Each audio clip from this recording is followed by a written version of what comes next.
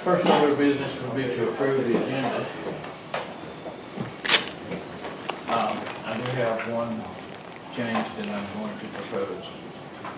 I would like to propose that we add item 5 under discussion items, which will be an update on the food situation. Are there any other changes? You're not going to just leave it over the rec park on there discussion? I don't care, but I always considered that would be a good one.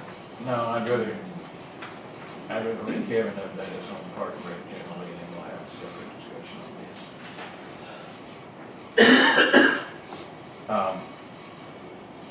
If there are no other changes, I would make that in form of a motion. Second. All in favor? Aye. Aye. Okay, Kevin, if you will give us a Parks and Rec update, we got to put on a separate agenda, so other than that. Baseball season will be winding down in the next 2 weeks, and we're going into All-Stars. I'm going out this afternoon to walk the 30 acres with some members of the school system, and we're hoping to get that all clarified and turned over to us before the end of the summer. So that should be finalized. I talked to EPC about light holding and where the tennis courts are at, and Frankie's going to see if we can help us out as far as taking those down for us. We feel like having a pool road to cut off the bottom, so they're trying to help us out. Looking, I got a phone call from Musco and the lighting. I've got a timeline for you, hoping that we can do some around the end of August versus September, with the tennis court ready to go. Let's go for a phone call, weather committee. And football season will be kicking off here pretty quick, and I've been in contact with the football coaches. We've got several meetings set up for our coaches to be meeting with them, and so they're going to be interacting with our guys back and forth. It's going to be a big plus for us to help the program. And also, I've got confirmation that by the time basketball season starts, we'll actually have 8 basketball courts that we'll be able to practice on. 5 years ago, we started 2. We had the elementary school and the primary school gyms. And since then, the school system has helped us out along, put those on, so we'll have the primary school, the elementary school, we'll have 2 courts at the middle school, 2 courts at Clear Creek, and we'll have 2 courts at the high school once the season starts. So that's going to be a big plus for our basketball program. And the school system has provided those relatives before the school. It's a big deal. So that's all. All right, thank you. Mr. Chairman, Yes, while sir. you're on Park and Rec, I may not have heard, Kevin, but what's going on down the baseball fields, the old baseball fields? I mean, I might have missed that meeting. Talking about where the fence is. Yeah, what, all the fences, I mean, I'm just going to see all the fence line down. What is happening in that whole entire area? That's where the new tennis court and pickleball courts are going to be built. And the ball fields, with the exception of T-ball, will be moved out to the Clear Creek fields. Was that something that was decided last year? To build that? I missed last week's meeting, last month's meeting, but I thought since maybe this year I It made has all been decided quite a while back. Okay. Back when we got the grant from the Back when we got the DNR grant. last year? Yeah. All right, good. Okay, thank you. Okay, Mike, you going to give us an update on the golf course? Things are picking up. I think you've got your report there. You can see, this month, this year in April was very, very good. We way over what we did in 2018 in the month of April. It doesn't make a whole lot of sense because it was still late, but, memberships, as you can see, are still coming in. We've got, a lot of those are new. There's, almost 20 of them there. Several of those are new members, so they're not just people just continue paying up. But that's for the month of April, that's really, really good considering that we're drinking that long to keep people away. We had 2 tournaments. I didn't know if you guys have a tournament list or not.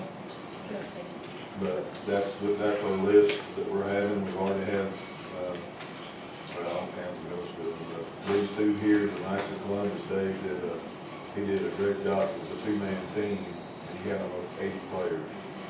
And that was a Wednesday, which is typically our slower day. It was good for us too, good for them. And then last Friday, we had the Graphic Center. They did the same type tournament. Deborah, they struggled to get as many. They were under our minimum for a Friday, so they had to pay the minimum fee. But again, they're happy that they made the money, so we had it was a good Friday for us too.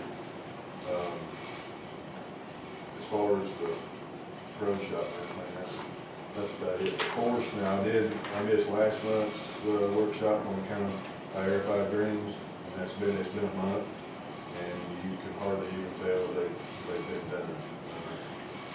Hardly no sand. Everybody's happy with them, and that's typically, when you tear them up like that, they don't like them, but you gotta do it, so. Summer fertilizer, we talked about that earlier, that'll go out the 16th.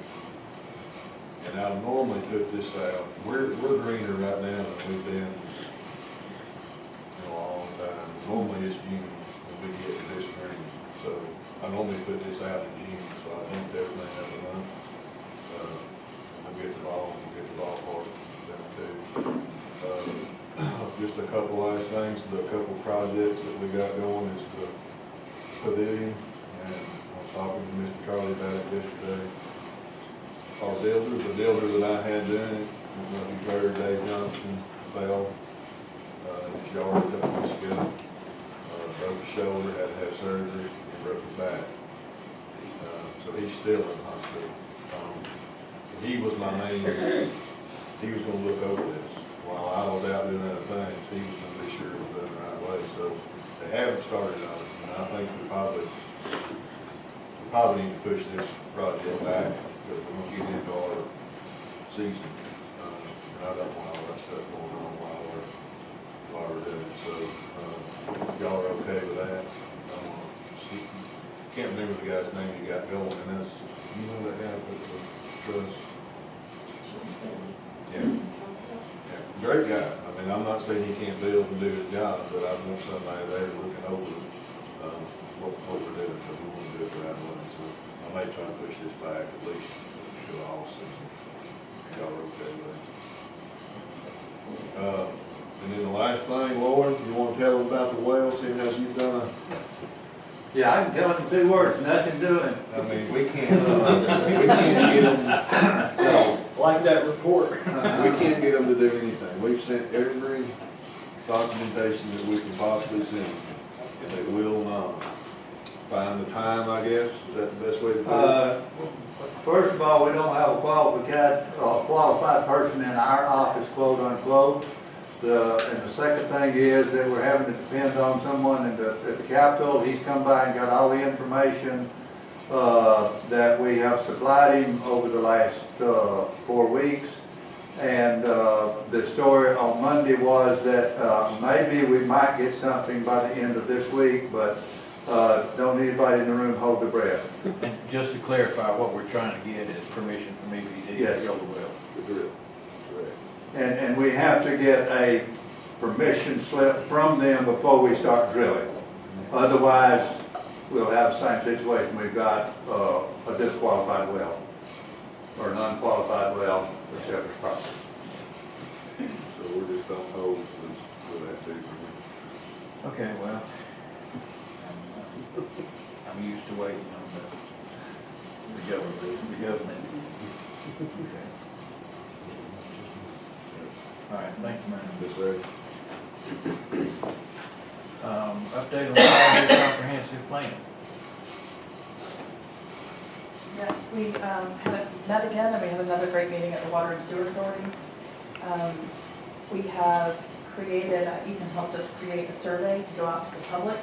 So everyone in the room, you're looking for a survey that you'll fill out. You may find it through the Chamber of Commerce. I'll put it out on my personal website, Facebook page, but is a public survey that we really want everyone's input about the direction of things that you think are important for us in planning for the county for the next 5 years. So be on the lookout for that. And we want that, try to get that finished by the end of May. So it's a digital survey that real easy to fill out and then pops right back. And then we'll gather that information for our next meeting. And then we'll have a public meeting in June, I believe, that will be, again, open front, and you'll get the results of the survey and show the direction that the county's going. And then you and I need to work on some of those check-off things for Ethan that he sent you, and you can send that back to him, and I'll send. I know, and I've got a few things to ask Kent about on that, but besides that, it's going well. And there's a stakeholders meeting July 18th. So we've got that on the calendar and set, so. Okay. I'm good. Thank you. Okay. Update on the pool. I'm sure that everybody here is aware at this point that I've made a decision to come out open this year. And I'd kind of like to go into a little bit of detail on that. We all know the pool has been leaking badly for a number of years. I don't even know how far back it goes back so far. We try to patch it as best we can. We put gobs of money into the pool just trying to stop the leaks. We've never been able to stop them. We've been able to get it to a point where we've been willing to go ahead and fill it back up every morning and pay for the cost of the water. This year is a little bit different from other years in that the problem is much, much more than it has been. Right now,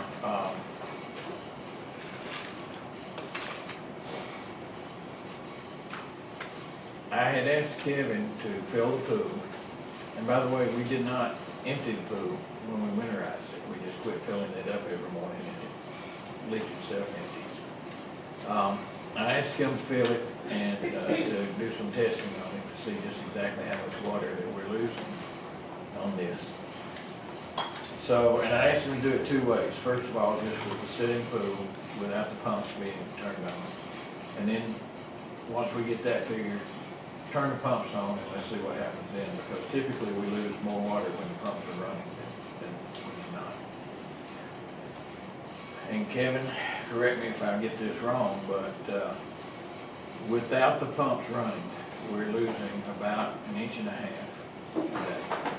And given the surface area of the pool, that equates to about 5,586 gallons for every 24 hours that we lose with the pool just sitting there. Once we determined that, I asked him to fill it up, turn the pumps on, and let's observe that. What we found is that with the pumps running, we lost closer to 6.5 inches a day, which equates to 21,700 gallons every 24 hours that is leaving that pool. We still don't know where that water's going.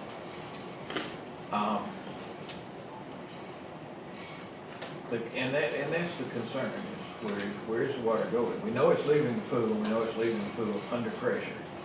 It's not just seeping out, at least not the big majority of it. There has got to be a hole somewhere that this water has washed out. We've had the ground penetrating radar folks come in, and they've gone all around the pool and have told us that there is no void under that area around the pool. The problem is that the only real space that leaves is underneath the pool. Now, we can't verify this without spending an awful lot of money, but that seems to be what's happening, and just the very possibility of that makes that pool, in my mind, a safety risk and a hazard for our children. Probably was last year, and we got away with it. But You know, I kind of liken it to playing Russian roulette. You know, you spin the cylinder, you pull the trigger, odds are you're gonna be fine. Problem is, when that one time comes up when you're not fine, the results are so devastating that you just don't do it to begin with. And I think that's our situation with the pool. We are, if we open that pool, if we fill that pool full of water and open it up, we will be risking putting every life that goes into that pool at risk.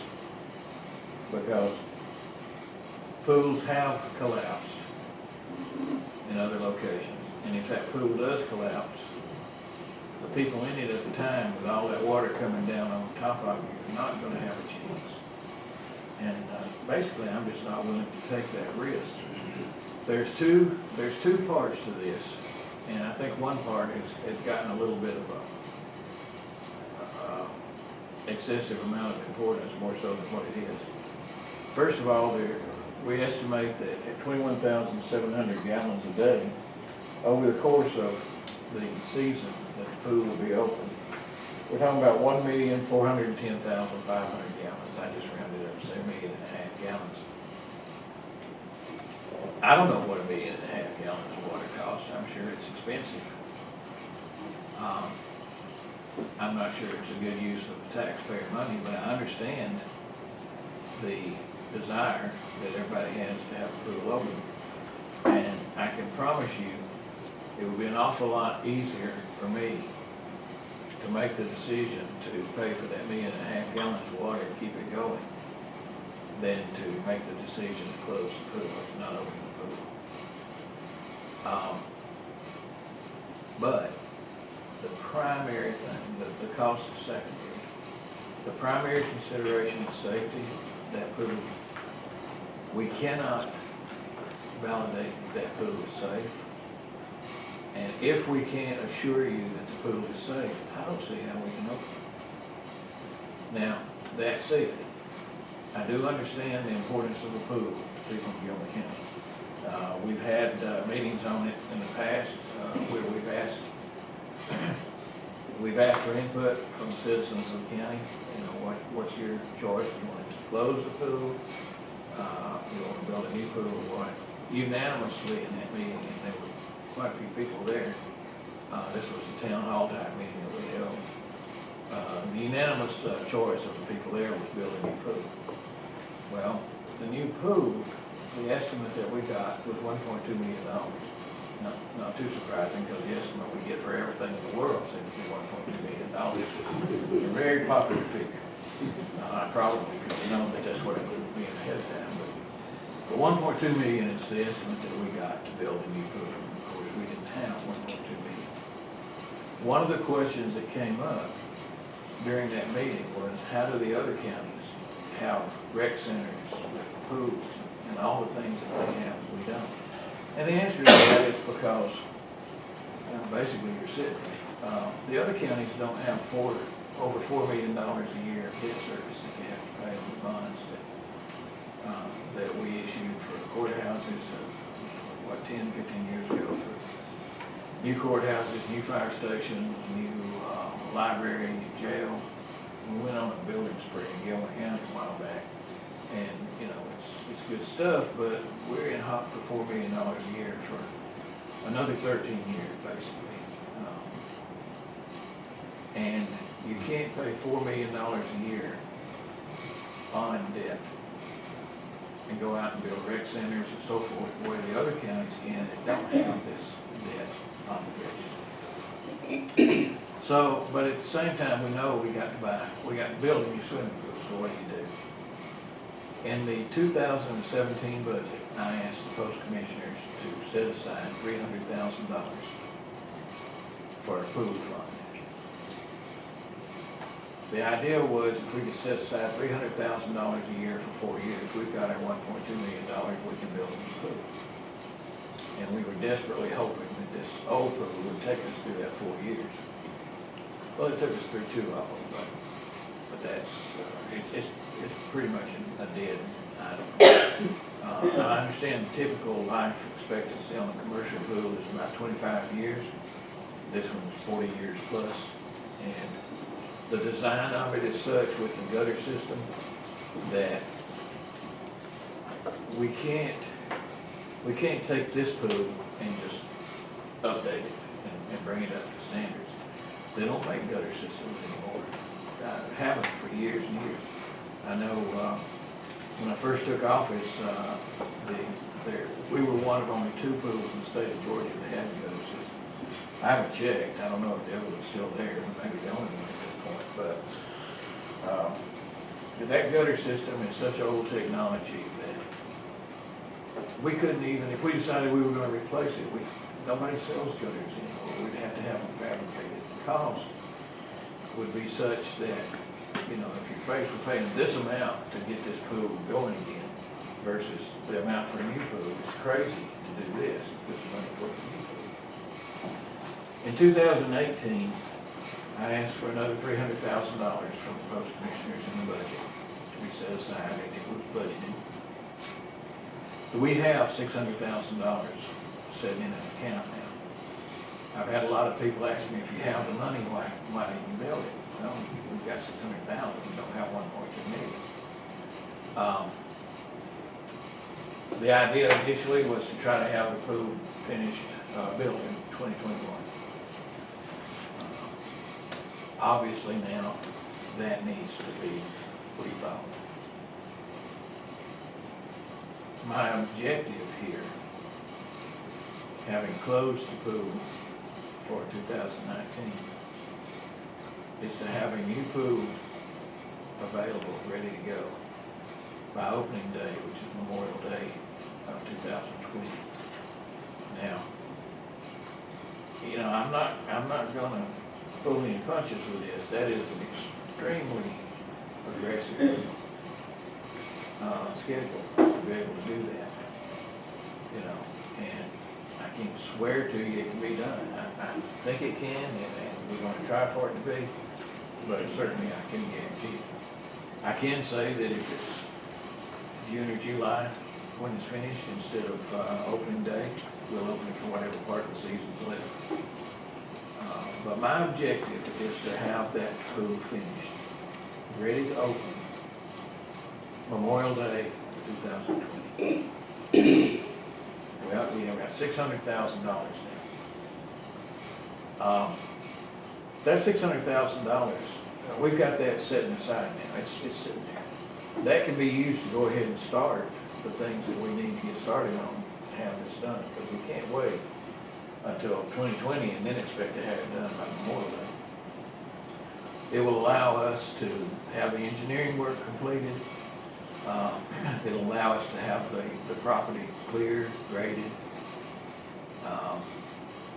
Essentially, it should allow us to do all the prep work necessary so that my goal is to be able in January of 2020 to put this thing out to bid for the actual construction of the pool. Now, in 2020, under normal circumstances, I would be asking the post commissioners to give another $300,000 toward that pool. That's $900,000. It's still not going to be for me. So there's an item on this agenda today which is budget amendments, and there's going to be a lot of gnashing of teeth during this particular thing because I'm going to ask for $300,000 more. But when I say I'm going to ask for $300,000 more, I'm talking about moving money that's budgeted from one project to another. I'm not talking about coming up with an additional $300,000 over what the amount that has been budgeted. I have spoken to several of our department heads, the ones that might be affected with some purchases that have been budgeted for 2019 that I'd like to postpone. They have been incredibly helpful. I'm so proud of these people because to a person they have stepped up and said, you know, absolutely we'll make it work. So what I'll be doing in a few minutes here is putting forth just exactly where I want to transfer money and hoping for an agreement to do that. If we can do that, and get that other $300,000 this year, that puts us at $900,000 right now. The $300,000, if we can budget that for 2020, will give us our 1.2 million. The pool will be funded, and as most of you know, funding is 99% of any project. So that's what we gotta try to make sure that we can get going. Now, I'd like to add one other thing. Is, the popular sentiment seems to be that we don't just want a pool, we want a recreation center. I agree with that. At the same time, there is no possible way that we can build a recreation center around the pool right now. Recreation center, you're looking at probably 6-7 million, maybe more, I don't know, we haven't really priced it out other than asking other counties what theirs cost. And based on that, my best guess would be looking at $6 or $7 million aside from the cost of the pool. So what I want to do is when we have our engineering done, I would like to ask for engineering for a rec center with a pool as part of that rec center, with the stipulation that for now, Oldham builds the pool. This rec center is going to have to be built in stages. The important thing right now is that we get the pool. At some point, what I hope is that we will be able to build in stages some of the additional rec center. I've got an indication in here of what I would like for us to try to do. And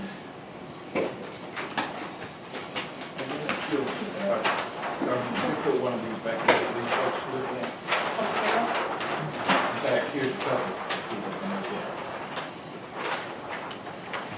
Are these all the same thing?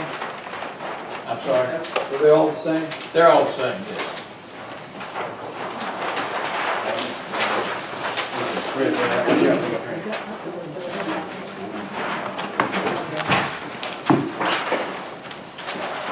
Can everybody see it? We've got more we can put on.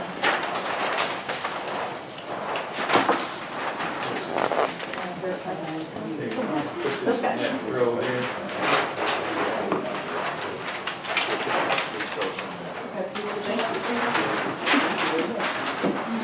This is what I would like to get engineered. I'd like to thank Kevin for coming up with this concept. I think it's a really good one. What you'll see there is, on one end of that, you'll see that there's a pool and a wading pool or a kiddie pool. That's what we're interested in right now. So, the initial, and that's what we'd like to get engineered. The initial construction would be the pool and the wading pool part of You'd like to get this engineered, so you're gonna agree on this now that this is your layout? it. We're not gonna be getting this engineered in the next week or two. No, but I mean, are you gonna? We'll have to agree that that's the layout before we get it engineered. If somebody's got all the layouts, we're fine with getting that engineered. Right now, I'm putting this forth as just a suggestion. Okay. You know, if somebody's got a better layout, that's fine. But my point is, I want us to come up with an entire rec center and have it, the entire thing engineered, but engineered in such a way that we can build it in stages. If you'll notice on there. Well, the only reason I'm saying is probably a lot of companies out there that have renderings all over the United States of different kinds. Sure. Of options, is all I'm saying. And I'm not locked Right, into okay, this. I got it. You just said engineering on that, so I was all. I'm sorry. For now, I'm referring to that as the project. Just but that this is. I'm engineering on the final product.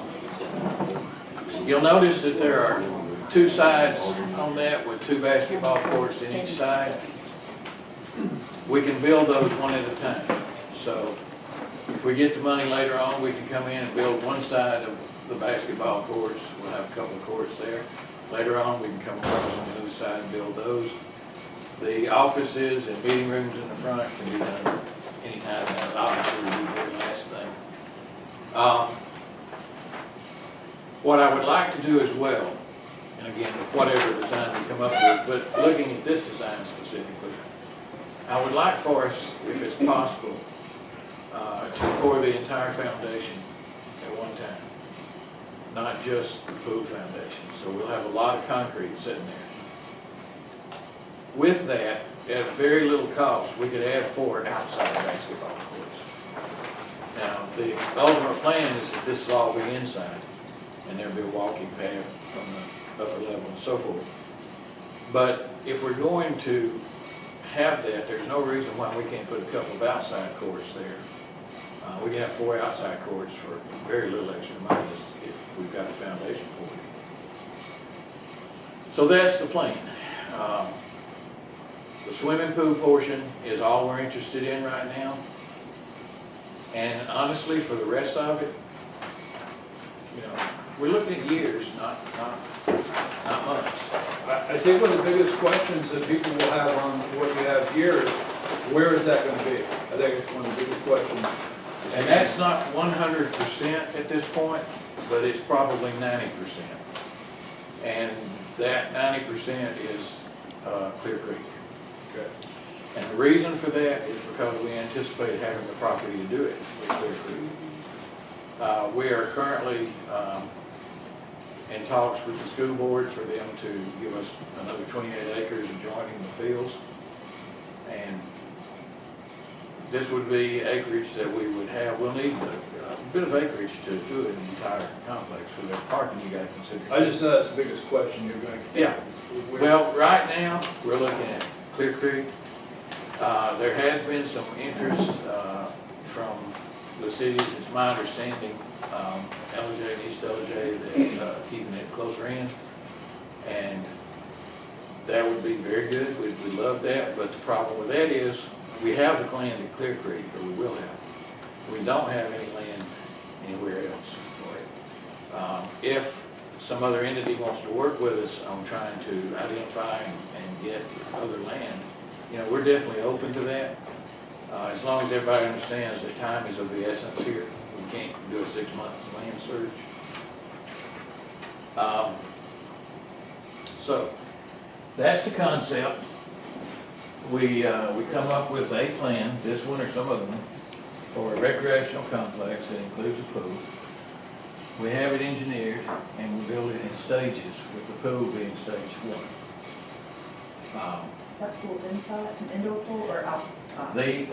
The engineering would be, the request that we would have would be that it be engineered as a covered indoor facility, but it also be such that if that pushes the money past what we can do in a year, that it be engineered in such a way that we could come back later and enclose it with minimal effort. So at this point, I would like for it to be enclosed, but it just depends on the money. Right, and my most important thing right now is to get some water out there for kids to get into. You know, I'd like for it to be covered, but I'm not gonna wait on that. Hopefully. Anybody have any questions about the concept of it? Can I make a couple, just a couple quick comments? I went back and did some research, just so people out there, because there's a lot of stuff on social media, and I wish more people would flood this room. I was actually hoping you were gonna have to move this meeting upstairs, because I like to see the citizens get informed. Well, I was hoping there'd be more people here. Right, because I'd like for them to hear. there's a lot of social media comments, and they're just strictly, they're nice people, I don't want to say anything negative, but it's just people that are not informed. Exactly. In 2011, we spent $132,000 repairing that pool. $70,000 of that came from a grant from the Harrison Foundation, okay? So I went back and I read that article. I want to thank Lonnie for breaking this story yesterday. By the way, Lonnie, I do read your articles from time to time. That's how I found out. But in 2011, we spent $132,000 repairing the pool down there, so people know. $70,000 came from a grant. Also in 2015, we did, and I didn't get the payment on it, but we did the full radar inspection in 2015. We'll look for leaks and look for stuff like that. A couple concerns as I'm hearing, you know, the Boys and Before Girls you go Club. on that, Brian, I should mention too, that in addition to that, was it 17 when we pulled out all the concrete there? In 17, we tore out a whole side of concrete there Right. to try to identify and repair those leaks. And we did repair a number of them and put that back, so that is to be added. Actually, I think that showed up in the radar inspection where those leaks were, and I think that's when a couple of those, but all I'm doing is just saying, you know, yes, I'm gonna say I agree that pool is done, it's over. You know, I personally don't think you had the 300,000. Okay, I personally don't think you had the 300 you put in this year, and I personally don't think you have the 300,000 that you're gonna move over. I'm aware. All right, well, we have the debt service. Right. Now, I want to say something because I have been to the pool meetings, and I understand the swim team. I'm not against kids having a pool. I want a pool. But I am confused on why this pool is expired and now it's on the back of the taxpayers, property taxpayers of Gilmer County. Now, I don't want to say a snap decision. I know you've known for years because you were here when the first in 2011. I don't want to say you're making a snap decision on a pool that you've known for years something's going on, but one, if we go through with this, as a taxpayer, Gilmer County right now yet has not proved that we can handle, sorry to be so aggressive, you know, with not this commission, not you, Carleen, you're new this year, can handle a construction project and not let it get out of hand. I'm sorry, even the Cherry Lodge Fire Station. I've yet to see this county prove that it can handle it. So one, if you're gonna go through with this and do this, let's make sure that he's a department head of Park and Rec, worry about basketball signups, worry about this and that, and do not build this with saying we're gonna do it in-house and save money. Gilmer County does not have a history of that right now. That's my opinion, all right? So nothing negative to the department, because I want to say clear, it's a department, Park and Rec department, not construction company. I would like for Mr. White not to be over the construction once you agree with it, and take it not personally out of his hands, because he's never built something for the county. So I'm not saying him, I'm just saying past history of what we've done. That being said, the 300,000 you allocated 2 years ago with Commissioner Crouch is in the bank. Yes. But the other for this budget is not in the bank yet. It's through funds that's being put back throughout the year. So That is so actually there's in the not, bank now. huh? That is actually in the bank. It now. is, it's We are- 600 is actually in there. Right, we are managing cash flow to make Okay. sure that we don't, spend faster than it comes in, so to speak. But we actually had enough, reserve last year, at the end of the year in the capital funds to go ahead and put that 300,000 in the bank. But just on the 300,000, whether citizens are paying attention or not, and I know you legally don't have to do it, but whether they're paying attention or not, the only way I got to put it, you do every year have to advertise the budget through the legal order. Yes. All right, so you advertise the budget to the taxpayers out here with $300,000 allocated in other areas, okay, that they see that you're going to spend.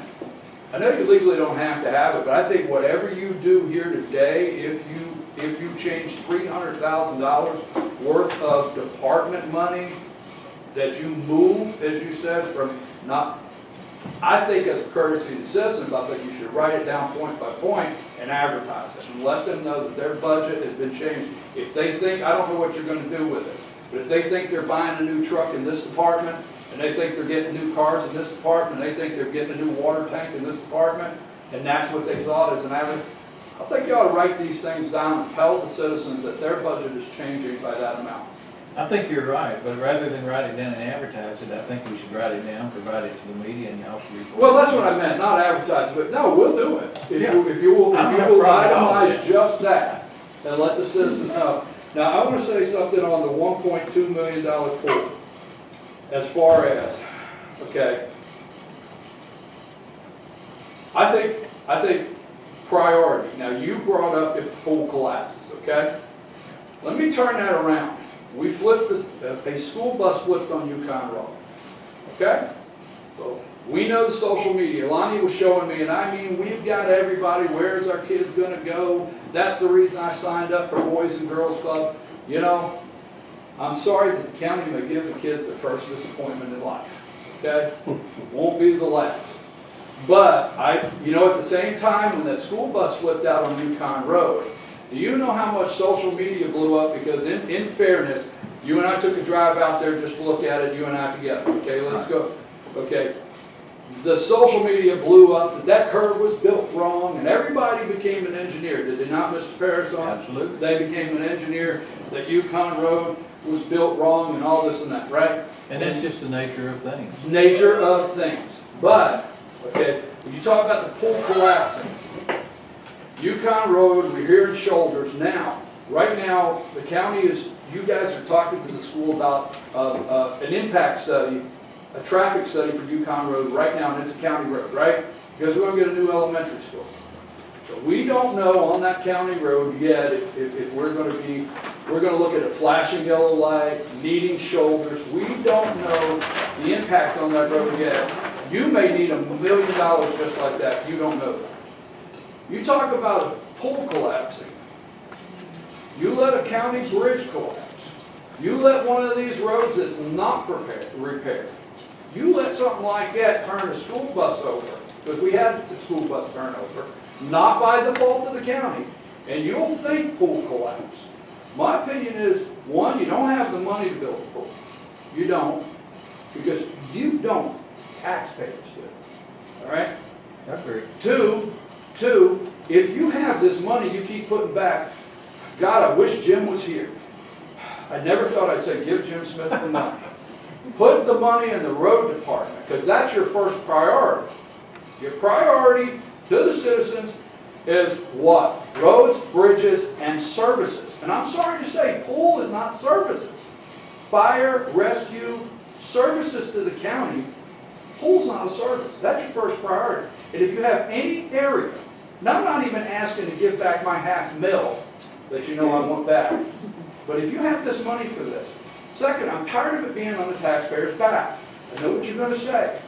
Well, they're going to come up with, the school system gets 75 cents on a dollar. These are the same kids diving in a pool that go to their school today. They're over there in school. All right? And they get 75 cents. East LJ, I hear rumors that they're sitting on $1 million at all time. Heck, let them open a city pool. I couldn't be happier for them. LJ, let's start an authority, EEG. LJ, East LJ and Gilmer County Pool Authority. Let's do that. But the whole entire dollar does not have to be on this county. And actually, I think you understand, I'm actually defending your financial position and wondering why. Not that we shouldn't have a pool. Why are we doing that? And the last thing on that, you know, I'll leave it alone. You're going out to Clear Creek County. School systems don't seem to ever give anything away, so I'd like to in future hear what the 28 acres is the trade-off, you know, maybe one day, but it's not now. But this pool that these kids are going to swim in is great, but you know, the state legislature, and I promise I'll close, the state legislature did a study. There was a study group that talked about changing the school calendar. I think you know that. There was a study group on changing the school calendar because we lose in Georgia an enormous, and this is not the only point, an enormous amount of revenue, SPLOST revenue, because we have a whole month, basically August, that there's no vacationing. There's nobody in our cabins. There's nobody up here visiting. There's nobody, just seriously, because that month they're in school. So over there, and Kevin can provide the details, I'm just going to be general with it, but you drive by that pool in August, it's empty. The lifeguards are going back to school. They have to have, well, I call adults, the lifeguards should be adults even if they're students, but they have to have, you know, people that are not lifeguards, a concession stand. I'd like to see the numbers on this pool. It's not actually used in August, okay? I'd like to see the numbers on that before we dump it in, and I really wish you would have a joint meeting. Bring everybody to the table. Don't say, I know every time the pool comes up, The people fill the room, and they say, we want a pool. We'll write it, we'll do it for you, I don't know what the newspaper will do. But how many people are in Gilmer County tell everybody to come and give their $4? So for $4, or for $5, we can buy, everybody show up, give you $5 so we can build a pool. I mean, I'm very serious. Tell them what it costs, you can't just say I want a pool. Tell them what has to happen next. And on that $1.2 million, if they want a pool, hey, you know what? Get everybody together in the room. I will tell you this, and this is not irrelevant, and I'm not getting political on your personal views. Yesterday, the governor of this state was threatened. The governor of this state was threatened for months with $9 billion industry leaving, film industry leaving, was threatened in every possible way and had to have security around him because he signed the fetal heartbeat bill. Now, that's a whole different issue.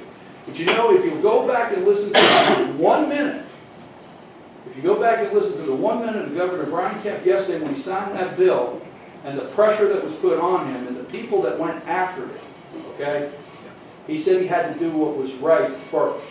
So I'm not, don't take that wrong. I'm just saying in priorities with citizens' money right now, this shouldn't be on the balance. We should think this out, have a group meeting. Ask everybody to come. All the governments, the Board of Education, have them come. To say, look, we don't have the money. But I'll leave it there, Bert. Just because the room fills up and everybody lines up and says, we want a pool. Sometimes you just have to say, I understand. So I'm sorry if I took too much time. I appreciate always, Chairman, that you give us this time for these comments. I'm sorry it took too much time. No, that's fine, I appreciate it. A couple of comments that I would like to make, particularly in terms of the school system. I should point out that they actually did had a vote a while back when the SPLOST issue was coming around and they were trying to pick their SPLOST projects. They decided to let the citizens of Gilmer County vote. One of the potential options was an aquatic center. Another one was a musical venue theater. And I don't even remember what they were. Sports facility? Yeah. And the people weighed in on it, and they had an opportunity to vote for an aquatic center, and they voted for the music venue. The school put it out there. You know, they were willing to do that as a project, and the citizens picked another project. I really believe the reason for that was people tend to look at a pool kind of like they look at a bridge. If you're riding down the road and you see a bridge, odds are you don't give a second thought about just riding across it. It's a bridge, put there, it's safe, you know, nobody worries about it. I think they think of the pool the same way. And for that reason, they didn't vote for the aquatic center. They voted, let's get this other thing because we already got a pool. But, and then the only point of that is that the school board did put it out there. They did give people an opportunity to vote and say, would you like us to build a pool or something else? The other thing is, in terms of roads, I do agree that roads are the priority. And I think if you go back and check the budgets for the last 5 years, you'll find that roads have been given a priority. We've got more money into the roads the last 5 years than in the last 25 years. We've almost doubled the workforce, the county workforce. The thing is, it's a balancing act. Everybody wants good roads. It's very important to everybody to have good roads. But at the same time, for a big segment, it's also important to have good ball fields and good recreational facilities. For others, it's important to have a pool. The library is important. The health department. I mean, it's a balancing act that we have to do because we cannot say, and the fire department for sure, I shouldn't leave them out, sheriff's office. We can't say, you know what, we're going to put all of our resources into the roads and we're going to give y'all some marvelous roads. You're not going to have anywhere for recreation. If your house catches fire, you're out of luck. If somebody tries to rob you, nobody to call. But you're going to have marvelous roads. We can't do that. It's a balancing act. We have to try to do the best that we can with roads, while at the same time doing the best that we can with Parks and Rec, the fire department, sheriff's office, everything else. So I do appreciate your comments about the roads, and I will tell you that the roads are a primary concern for us. But it is a balancing act, and we have to do that. Well, the only thing, that I want to make sure you're, when I say understand, I know you do, Mr. Chairman, that I know how I get, so I'm not coming after you. I'm actually being defensive in the commission, saying, why is the county the bad guy? Why is the county the bad guy? Because the county did, and that's why I opened up, the county put $132,000, even though $70,000 was a grant. You have done, as a county, the commission, about as many things as you could do to try to put this pool on life support to this point, which you have two other government entities in the county, which is LJ and East LJ, and it's not uncommon across the country that there's city pools, okay? And you have the Board of Education, which did vote down an aquatic center. But when you say that, I agree you have invested more, but I'm just saying, if you have money until you fully funded areas and provided the essential services that are paid for. I mean, you've got $140,000, and I haven't had an opportunity to work on that gap with solid waste.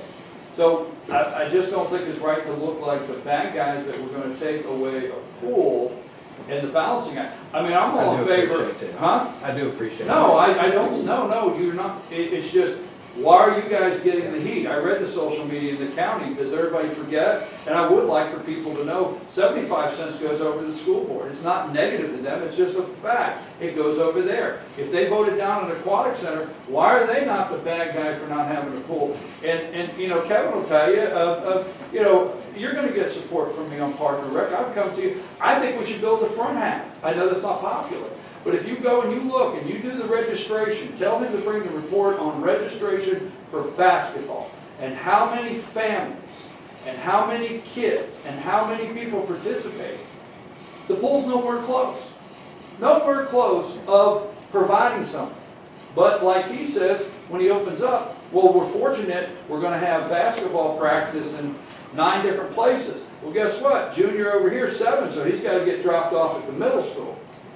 You know, senior over here is 11, so he's got to get dropped off at the other school. And mom and dads are racing all across the county to find somewhere to dribble a basketball when the surrounding counties, and for the camera, yes, the surrounding counties do not have $80 million worth of debt that this commission on the other end of the table for the camera did not create, period, okay? So every time you say on social media, well, this county's got a debt-free rec, and this county up here, yeah, they do, period. But we can't. So the only thing, I think we should build the front. Just my opinion. And I think you have numbers that show the data that the front, I mean, we're building outdoor pickleball courts. That's great. But as, you know, not to bring up an ugly subject, but go north up here to that rec center at 10 a.m. in the morning, and you want to talk about full service, the balancing act, our seniors.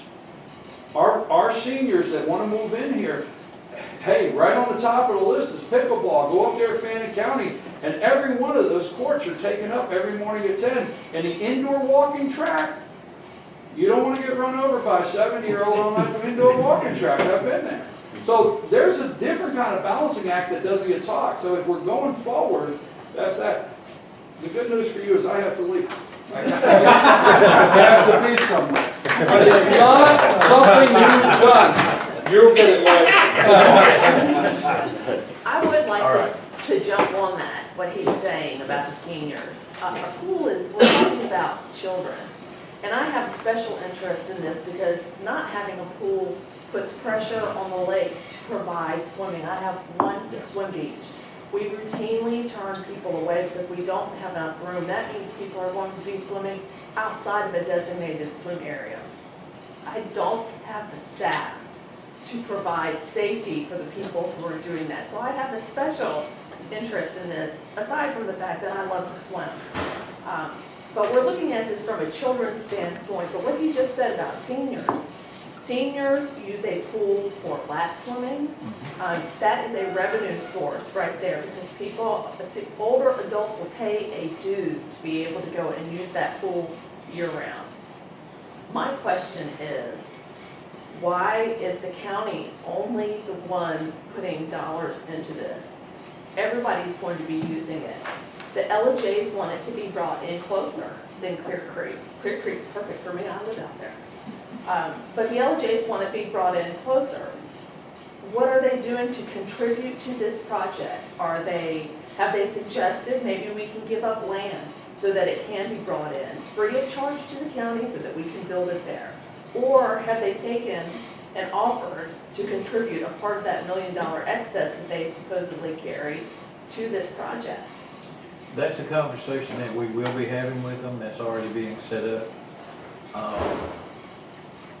We want to explore that with both cities before we move forward. The only stipulation on that, as I mentioned earlier, is there's a time frame, and this is one of those things that can't linger on. So we'd like to have that discussion with them quickly, and I hope it can turn out well. But what I'm trying to do here today is prepare for a worst case scenario. If we're able to fund this and be ready to move forward with it, and then one or both of the cities come in and say, okay, yeah, we can't help, great. But in the event that neither of them do that, we still have to have a plan to go forward, and that's what I'm trying to work on today. Ma'am, what is your name? Miriam Fleming. I'm the project manager at Carter's Lake. I thought that was you. I should say too, that my hope is that a lot of the people here will take advantage of nearby pools in Pickens County, in Blue Ridge, in addition to going to the lake and so forth.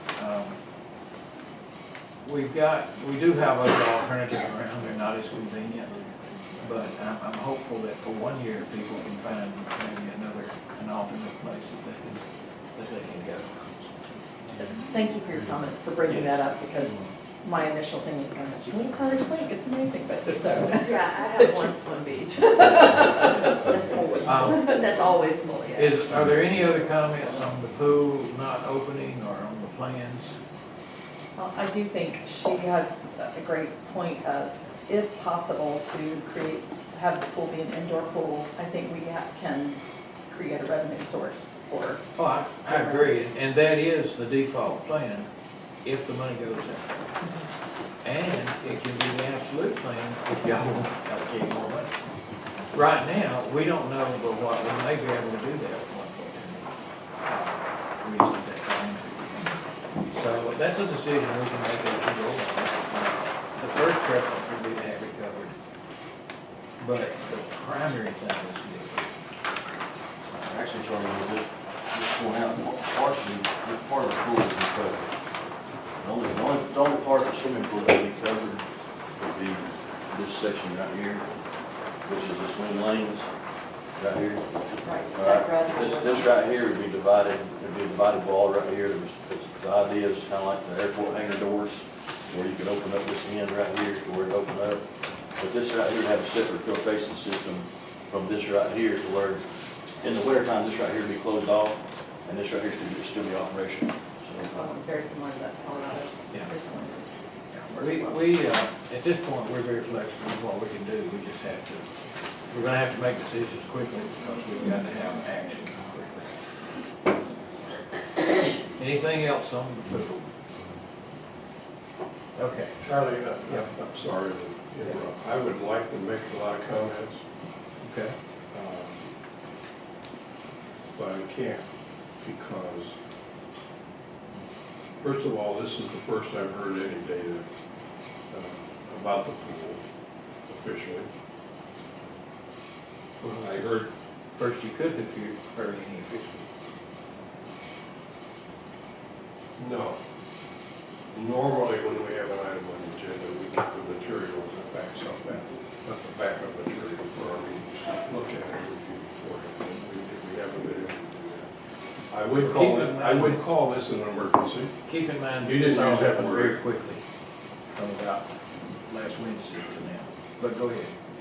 You would call it, I did first hear about this should have been Thursday. through unofficial sources, Well, I had asked David on Thursday to brief you and Carleen. but we had no data, we had no facts, we had, Well, I we can see did your have the point. fact that there was a meeting going to be discussed. I want to just make, I'm going to make a couple comments and I'm going to shut up because I am not prepared to address any of the things I've heard today. I do have, I want to let the public know, you know, and everybody in this county knows that I've had an interest in this pool since before I took office, and in fact, immediately after I took office, we were dealing with a pool that leaked about 6 million gallons in 1 year back in 2013. That was bad. That was a pump that was pumping water outside the pool. Probably, I don't know how many gallons a minute does that pump pump? It turns over 640 gallons a minute. That's pretty good. I think the fire chief probably will, if he was here, he'd probably say we can pump 1,000 gallons a minute on a fire, we're doing pretty good. That's probably his goal. I don't know, but I think so. But we were doing that. So I've got a lot of experience and knowledge and history about this pool. The numbers I saw from the Water and Sewer Authority does not indicate any change statistically over the last 3 years. If you look at the meter readings, which I don't know if you have or not, there were months last year that we were billed 1 million gallons. Multiple months we were billed 1 million. There was 1 million gallons in 2017. I don't have complete figures for 2016. For 2013, we had three months that were over almost 1.5 million each month. So I've got the numbers. I do not see in numbers, and I'm a numbers guy. You have to, Yeah.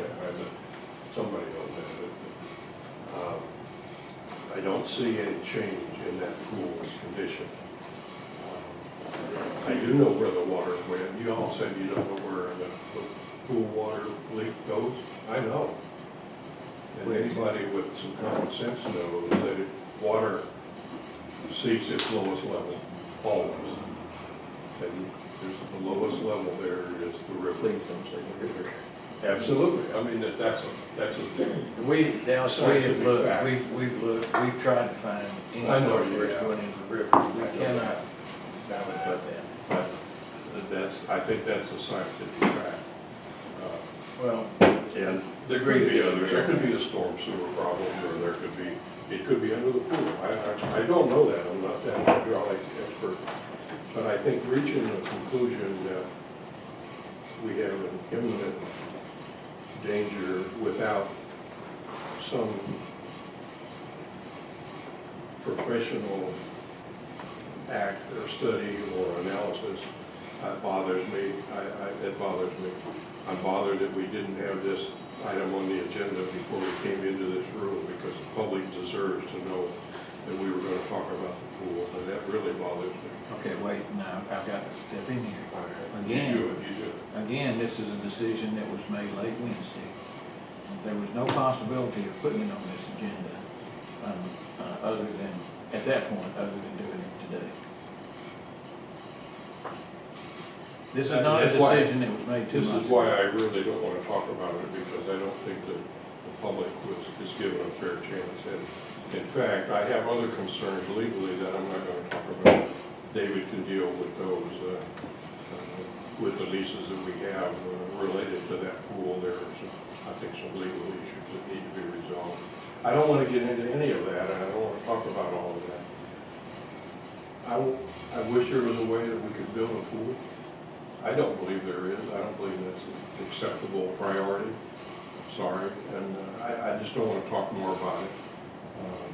And by the way, I do not want, as a member of this commission, I do not want to take a vote tomorrow night on something that has not, in my opinion, been given to the citizens a chance to weigh in on all of this. I think we're being unfair.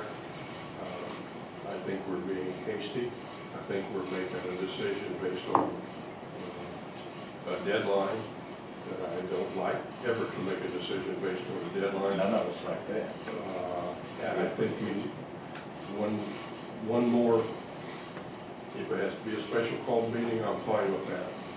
But I am concerned that this is not something we deal with in a meeting that we have not properly advertised and given an opportunity for citizens to be here. I don't want to talk about it anymore. Let's move on. Next item of business is citizens wishing to speak. Anybody that would like to speak on any topic? Tom? My name is Tom Harris. I'm the president of Buckhorn Estates Property Owners Association. Currently, we have already funded an LMEG project which involves Cherokee, which is the access to your golf course. I say yours, it's mine too. That's been funded. We've had wonderful days of weather. Cherokee is falling apart. When are we going to spend the already allocated funds? It is funded. We have had some nice weather recently. And Cherokee is one of 100 roads that's falling apart as a result of all the rain that we've had and our inability to get out and keep these roads maintained. That was one of the points that I wanted to make to some of Brian's comments about the road. Right now, our problem with the road department and with the roads is not a lack of funding. Our problem is getting enough dry days that we can go out and do everything. Now, if we were starting from a normal situation and funding in place, you'd start seeing some things going right away. What we've got is, as you may know, we didn't get any of our paving done in 2018 because of the weather. We literally did not have enough dry days to do the paving we needed to do. We had to carry it over into 18. In 18, we've got, in 19, we have to do the paving for 18 and 19, and we've got that ahead of us. But we've also got close to a year of unpaved roads. Half of our roads in this county are not paved, gravel roads. And the rain, these torrential rains that we get gullies in them, some of them just wash away almost. And yet we're not able to get out there and repair them in a timely manner because it just keeps raining. What's happening is, and what has happened so far this spring is, we get a few nice days in, we've got a list like this of roads that are just virtually destroyed. And as bad as Cherokee may be, it ain't up here. We've got to try to get our backload of roads, gravel roads, that some of which are just next to impassable. We've got to try to give those a priority, and that's what we're doing. We're going to have to get enough pretty weather, and I'm hopeful that we will at this point, that we can go in and we can repair all the damage that's been done by all this rain for all these months, then start paving our roads. Cherokee's funded, it's on the list, it will be paved in 2019, assuming the weather lets us finish off our paving, but I cannot tell you that we're going to be out there tomorrow. The short answer is we don't know. We had our annual meeting on the 14th of last month. 2 weeks prior to the annual meeting, we spent $97,500 repairing our road systems. It was there, it was available. My concern is your golf course depends on the entrance ways. And now White Path is going hot. And I'm not telling you that they're not going to be paid. Well, I'm just, you're bothered that they're not being paid now. And I'm telling you, yeah, well, that's right, they're not going to be paid now. I'm bothered that a 2018 allocation I'm that bothered is that funded. I'm bothered It's not with taking 2018 place allocation. into 2019, and pretty much you're telling me it's not going to take place. Well, when I say now, I'm talking about the next few days. I'm Well- telling you it is gonna take place, weather permitting, in this season. How would you I've done what I handle it? have to do. I think it. Okay. Anything else? Any other citizens' comments? Okay. Discussion and possible action on equipment for the jury rooms. That's one that we're still struggling with. We're trying to get, I guess to the list that you made, Dennis, we're trying to get a feature, driven cost rather than estimates and just say you need all this equipment. So we're working on that and, Has there, I just have to ask the administrative question, has there been anything in writing given to the board, the building authority to update them?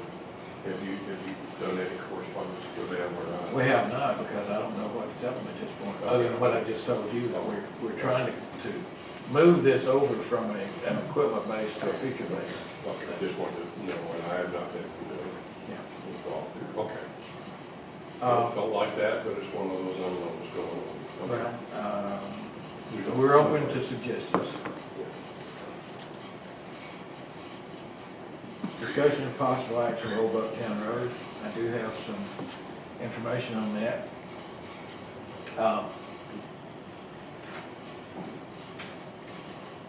We have been in contact, Keith was kind enough to get in touch with some contacts he had in Gina, and sort of brought Old Bucktown Road to the forefront for them and stress to them how critical this is, that we go ahead and get this done. I also called to try to stress to them that, this is a situation that has lingered on far too long and we need to get a response from them. I'm sorry, Thanks. was that a FEMA connection with FEMA or GMA or? Well, we go through GMA to Okay. get to FEMA, and the call that I made was to Miss Tatuola, I believe is her name. Tara Tuola. Tara Tuda. The district rep for Yes. us, for our, That's who I called. Now, Keith called some other contacts that he had there. They go up the line, I think, from her. The gist of it is that they are now fully aware of the situation with Bucktown Road. And they assured us that Bucktown is being discussed. They're not gonna say you'll have an answer by such and such, but it is on their radar now. In addition to that, I've had conversations with Steve Gooch to ask for his assistance. David has had conversations with Speaker Ralston. And in fact, I got a call yesterday from DOT, district office, asking what was needed there. They asked for the background, I gave it all to them. I told them, it was the result of a rain event, there was a declaration of emergency and all that. Told them that we were waiting on, or had been waiting on FEMA, a decision from FEMA. And why we had to request a change in the plan of repair for them. Their feeling was that if it's on FEMA's radar now, that most likely we should wait and see if we can get something from them, because whatever assistance they could give us would be after any other assistance that we could possibly get. So we agreed in that conversation that we'd wait 3 to 4 weeks to see if FEMA came up with something. If not, then they gave me a list of what they needed me to send to them, and I will work on doing that. We'll get the state involved in it. So I guess the good part of that is that things are moving in a couple of different directions now. We hope that FEMA will be responding soon. But if not, we have the request for assistance from DOT in the works, and hopefully we'll be seeing some action on that in a fairly timely manner. Well, I would like to, I have some information that I've gathered from various sources, and I'd like to just pass that out to you. One of the things that I've included in here is a proposed plan to close that road. No. And if, let me say, I want to finish. I'm aware that no one wants to close that road. However, we do not control the road. We do not have control over future mudslides. And in fact, the risk of not doing anything is that this road may become, and is probably, I'm going to use the word likely, to experience a catastrophic failure at some point. And it could result in loss of life. It could result in damaged property, obviously. It could result in major problems for us. And I don't mean to bring the chicken little mentality to this table, but it is a serious problem that I want to have addressed. I appreciate getting FEMA involved. As you remember, this is December 23rd, what, 2016 was it? I think 2016. I did the calculation yesterday, 867 days FEMA has been aware of this problem. 867 days GMA has been aware of this problem. So hasn't the Georgia Department of Transportation. That amounts to 2 years, 4 months, and I don't know how many days. We must, in my judgment, as a Board of Commissioners, provide and build a disaster recovery plan in the event of one of two things. That road closes itself due to no action of our own, but due to a weather event. Or that road may or may not have to be closed to do the construction to repair or mitigate the damage that's already been done. So maybe we may not want to close that road. We may not be given a choice in the future. And all I'm going to serve today and ask today is that we prepare a disaster recovery plan for that event. I want us to be prepared. That's all I'm asking for today, Charlie. And I will show you some of those thoughts on that plan. That's all I want to do. I will not continue my suggestion that we create a formal disaster proclamation for this county, which is, I think, necessary, but we won't go there. We will not make the public aware, or we will not make the public stand up and scream and holler and go on protest or create a publicity to damage our possibilities of getting the work done that you've got in place.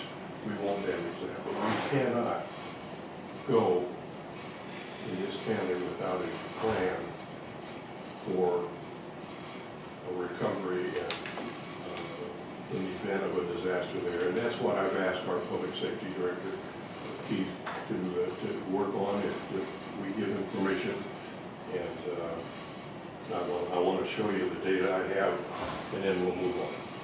Let me say that I'm not opposed to a formal disaster recovery plan for that, if that's something we would like to pursue. I have had discussions with the road department on this, and the question that I've had posed to them is, if that road suffers more damage, because we all know it's the only way in and out for these folks. If that road suffers more damage, do you have a plan to mitigate that somehow by creating a path some way? I'm not talking about a paved road, I'm just talking about maybe they pull bulldozers out and create a path around. They have assured me that that is possible, that they've already gone out and examined that should that other lane, anything happen to that other lane, that they can, in less than a day, have, create an alternate path around that people can use. I suspect too that that may well be the way we're working in terms of when the construction starts, that we'll create something like that to avoid the road closure. And that's our road department, so. This is our road department, yes. And they, you know, I've stressed the importance of this to them. They already knew. They had already gone out, before I ever even really started questioning them about it, they had already gone out and looked at that very question. If this lane disappears, what do we do? And they have assured me that they can, within one day, have a path around that people can use to get in and out. You know, it won't be pretty, but it'll be functional. Charlie, Well, let me say two, Dallas. I've gone out and I've looked at it. I don't agree with your assessment that this is imminent. And neither of us are engineers. I mean, we've got an engineer here today. But I don't believe that this other lane is about to slide off. If it is, then our entire plan of moving the lane over to the other end of it and making that the right-hand lane is flawed. The main concern I have right now, today, is that we do not provide anything to prevent, other than a ribbon and a cone, prevent someone from driving off that road and into the ravine and on down out of there. And that is a concern. We have nothing that we need to do something about that, and we have a plan to do something about that. Well, that is a concern, and I've talked to the road department people, and I'm anxious to hear your plan. What they tell me is that they can absolutely prevent anything like that from happening, but the structures that they would put in place to prevent that are heavy enough that they would themselves impose a risk. So with that in mind, let's see what you've got. Yeah. What you have in your hands, and Keith has one, and I gave it, I'll just talk to it on the, briefly. And there's a map. You can stop by and look at that map later on after the meeting. That map shows the area of Old Bucktown. The red dot is where the mudslide is. You look up close and get a magnifying glass, which I had to get to see all that. That is where the slide is. I think that's about 5 or 6 miles down Old Bucktown. I don't know the exact mileage, but it's in that range. The green dots are other roads that I've highlighted that connect only to Old Bucktown Road. And to my knowledge, unless someone else has further information than I can gather, Old Bucktown Road with that slide does not allow anyone access back out of there. That's the one-way road that is there. So we've got a road that's a critical problem of not having an alternate route. We're not like Pickens County where they have they have routes, alternate routes. This, what I've given them in numbers, I'm just going to read the summaries. That totals up, not counting a large part of that upper right-hand corner of the federal lands and that of all unoccupied and undeveloped, obviously, federal forest.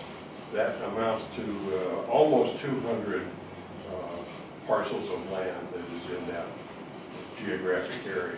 There are, I didn't count, but I'll count them.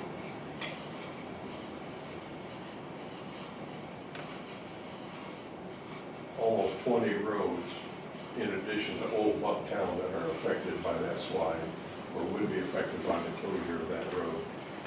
In addition, I gave you all a copy of the question of how many of those parcels out there have any houses, population of people living there.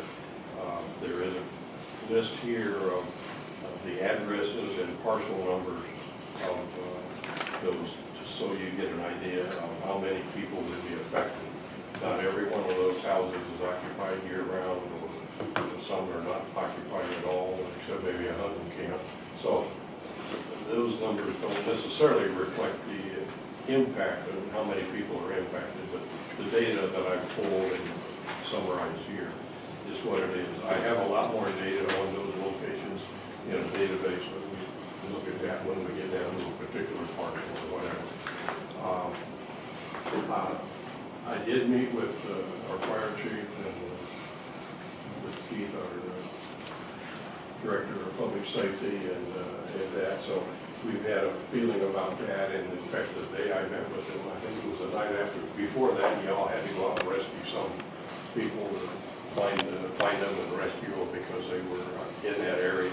So access for emergency services, obviously key access for all the other reasons, food, water, utilities, and so on. What was the It is a high. determination? What was the determination on access for emergency services? Yeah. Depending on how far you go, and this is another question, the first part of Old Bucktown is paved, 2 lanes. In fact, I think it's asphalt. Part of it goes into just the triple coat area, and eventually you get out to where it's not maintained at all. Yeah, I'm going to the end of it. Yeah. It's pretty ugly. Yeah, that's pretty ugly when you get that far out. So it is rough, it is tough. The only difficulty is that if this road does have to be closed, it does not allow easy access by anybody, the citizen or emergency vehicle, because of the terrain and because of trying to find a way around that slide. There are some options that you mentioned that I'm glad to hear more of that I have not had knowledge of before. I know Greg Teague here from Croy Engineering did the design on the latest design, and he give me your verbiage that you talked about when we talked of whether you think there is possibilities of keeping that road open even during construction. That's a key question, I think, because we don't know how long the construction is going to be. So just your feel for that, Greg, would be helpful. The plan that was proposed back in August, when the funding request was put back into GMA and FEMA for sliding the road to the opposite side from the slope, did include a plan that allows for 1 lane to remain open during the entirety of construction. That would require putting concrete jersey barriers along the edge of the roadway where it is collapsed now. We did have one of the things I had forgotten about when we were speaking earlier, Commissioner, was we did have geotechnical engineers come out and do some drilling out there. They felt like that the roadway would support having those temporary concrete barriers there to protect that area. It sounds a little different than what maybe our road department has a judgment on that. We'll have to get you. And I'm not sure they I had would the defer benefit to of the having judgment of the that. commission. Yeah, fine. Well, and I'm not sure they had the benefit of having that information from the geotechnical engineers, but they did, the suggestion that we have made to the commission, that the geotechnical report supports sliding the road over. We will have enough room to maintain 1 lane of traffic during the whole time, wide enough to permit the access of fire trucks and other emergency vehicles throughout the duration. The construction timeline is about a year to do that, because with that, we will have to, first of all, we'll have to obtain right-of-way from the property owner on that side of the roadway, dig the bank back, and do a soil nail wall installation. That was the recommendation from the geotechnical engineer. I have instructed the road department to begin right now getting those rights of way. So that's in Yeah, progress. that's in process, basically. And we need to make sure that they are getting also the easements that'll be needed for the tiebacks to the wall as well. So the type of wall that we're recommending to minimize the amount of excavation that has to happen has basically like a guy wire anchor that goes back into the slope, the county would need to secure an easement for those anchors. They'll be below surface, nobody will ever see them, but just so that y'all do have those. So I can provide you with some detailed information. Yeah, that would be very much appreciated. In addition to that, the engineering work that Croy has done has all of the signage that would need to go along with that for one way And and I'm danger good with ahead all and that. whatever, all that. He's got, I'm good with all that, because we're talking about construction now. Correct. but that same signage could work very well today. Well, and I'm fine with signage, I'm just not fine with preemptively closing the road. But let me ask you this, if the determination is that that road is stable enough to support concrete barriers, why are we saying that we feel that there's going to be an imminent failure if that is arranged? Would that not be? That's not a statement I've made. Right. So, and that's where I take issue, Dallas, because in what you're saying here is further damage has occurred is likely to increase. It has I didn't increased, see that. actually, it has increased since the original December 23rd event. It has actually In increased. what way? It has, the pavement has cracked. The roadside shoulders have had more deterioration. I've got pictures, just to compare the two. It has But we're saying continued to erode. Yeah, but we're saying they're stable enough to support the weight of concrete barriers. Doesn't say we won't, it will not be affected by a rain event. It will be affected. There was no, every time we looked at the plans, all of the previous plans indicated that they would not guarantee we would not have another problem with the rain event. I They think were you'll not find going to that, provide it. I think you'll find that there's no road anywhere that you'll find an engineering department. or As a matter of fact, we engineering have a lot of those roads, yes. Yeah, an engineering group is not gonna guarantee that there's no chance that's gonna happen. We'll never see that. My point is that if there is a chance, and you will agree that there is a chance that that road would fail completely, there is a chance. It's such a remote chance that I don't see it as. Kind of like the pool, No. with sucking kids down it. It's the It's same not- chance. it's It's a not the safety same issue. chance. It's a It's not the safety same. issue. It's not the same. All I chance. want to do, Charlie, is to ask that we as a commission agree to put a plan in place in the eventuality that it happens, hoping that that plan will never, ever, ever have to be activated. That's all I'm asking. Okay, and I'm fine with putting that plan on paper. We do have a plan in place. I'm I perfectly have fine never with it. seen it, Commission. Uh, We have never approved a plan. I don't It is think our that's a job. plan y'all have to approve. Yes. It's money. It involves a budget. It involves resources. Everything associated with any further failure of that road is going to involve resources and money that we will I agree. address at that time. This plan is just that, it's a plan. It's not something we have to fund right now. I suggest then that we not provide a plan, we not worry about it, and we'll let David handle the cases of liability in case something happens. There is a chance someone will run off that road and kill themselves. I will not have a defense for us not providing safety. We have no defense. And I'm saying that as a non-lawyer, I'm not a lawyer. But since that's we've not- known about it for 487 days and done nothing, I have a concern from that liability standpoint. It's your call as a commission. Can I say? Sure. I've been out there several times. It is frightening, I'll just say. I like your idea of a backup plan, just in case, just in That's what an case. emergency that would recovery plan happen. is. If the engineer is saying it supports concrete blocks, I think we should have concrete blocks out there like ASAP, because it is a road that anyone could easily, when I've gone out there a few times, the tape is never up, it's on the ground. So I think it is a safety concern. And I think if the engineer is telling us that that road, that bad lane will support something like that, then I agree. If it can support it, we need it out there. But keep in mind that everything that's been coming to me for the last however many months is is this, you know, it's liable to fail at any time. It's fragile, damage is increasing. I think there's a natural tendency to say if that's the case, we don't want to start putting away the concrete barriers out there. Now, if an engineering group says that it'll support concrete barriers, you'll find concrete barriers out there probably before the end of this week. I don't have a problem with that. What I do have a problem with is the assumption that this road is going to fail.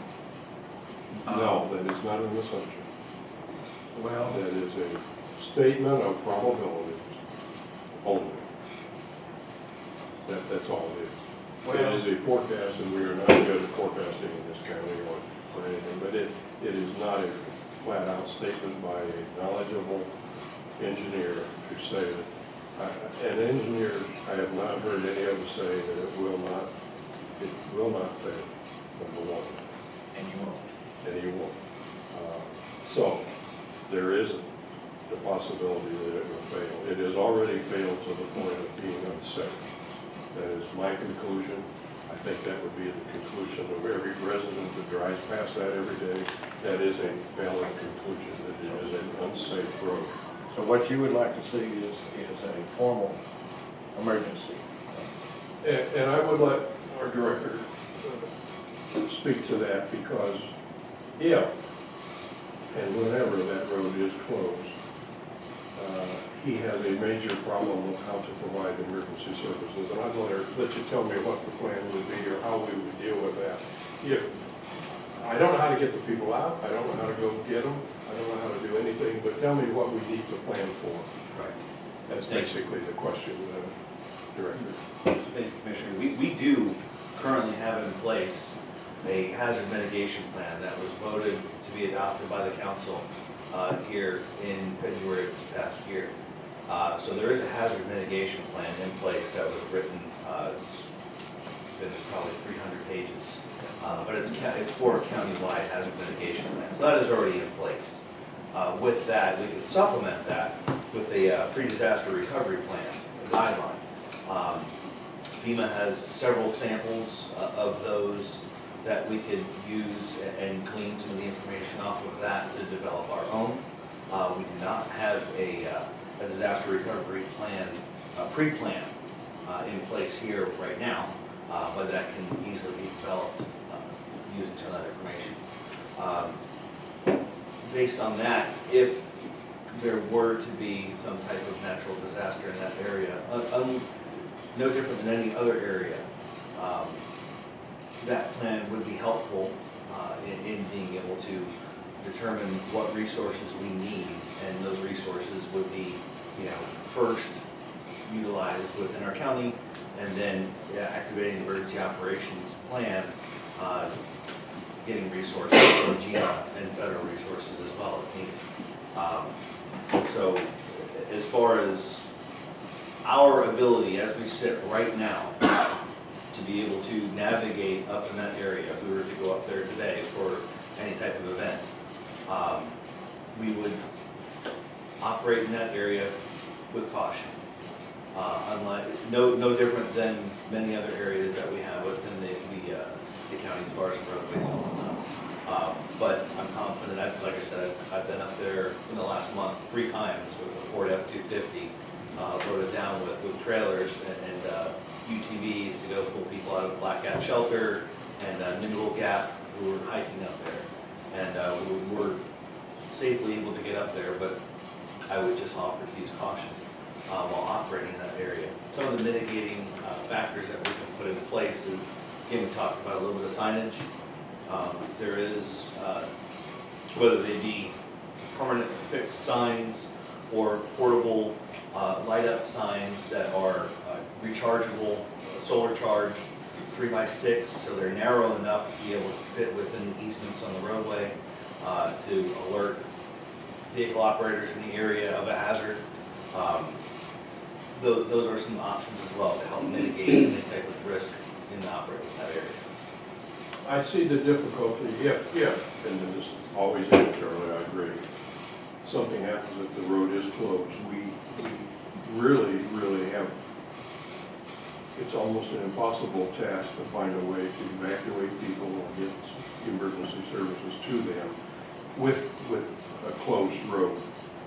They have no other route to do that. In fact, you can't hardly get a helicopter in there. The terrain is just not very good to even drop a helicopter in there. So the difficulty of reacting to an emergency on that road particularly is very, very difficult and very going to have to be coordinated. There's a lot of stakeholders involved, not just the homeowner, but there's a lot of other things going on up there. I've got a list of all the people that have an interest in that area, whether it's loggers or on and on and on and on. Towers that need to be maintained for cellular or communications, et cetera, et cetera, et cetera. So there's a whole list of things that need to be dealt with in the event. And all I think we need to do now is to be sure we have a plan that makes, and I'd like to let the people that are affected there understand that we are working on that, because I hate saying what is happening, and I said I don't know because we do not have an answer for the, that's an unacceptable answer in my mind. And that's, I'm certain. And I've been saying that for 800 and some days, and I'm not going to put up with it any longer. So I'll continue to do that. We need to let the people know that we are working on a plan, we are putting a plan together, that we know the risk, and that we will be able to give them confidence that we will be able to deal with an emergency there. And I don't think I can say that today. Well, I will That's my personal view. Yeah, I understand. I will take the plan that I have discussed with the road department, in terms of, should that lane go away, being able to create an access around it, and I will formalize that, and I will bring it to you.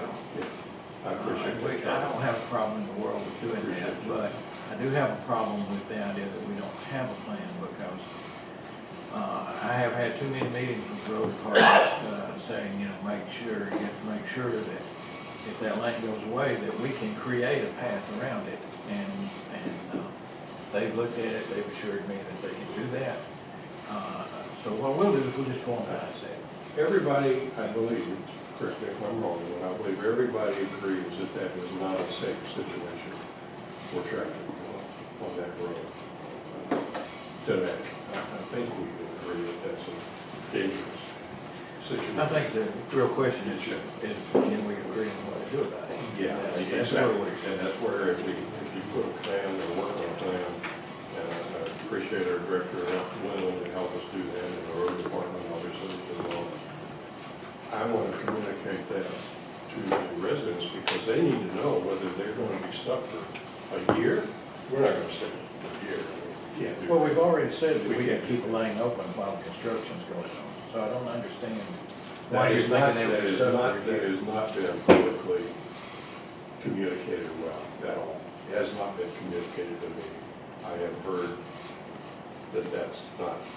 The other problem is not just lane to get by. The question is, when I have construction, we have no county facility, we have no county right-of-way or easements to hold construction equipment, construction supplies, gravel, whatever.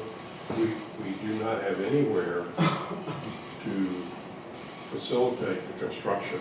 And that may mean more easements, that may mean more, there's no turnaround. If somebody comes out there, there is no place to turn around that's safe.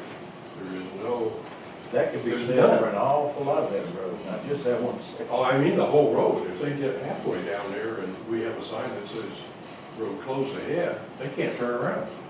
That's not acceptable. But we're not gonna close the road. That's where you and I are disconnecting. In terms of construction, we've already heard we can keep the lane open. I know that you think failure of the other lane is imminent. I'm just as convinced it won't happen. If it does happen, we have a workaround that I'm going to formalize for y'all. I will leave it at that, Chuck. Okay.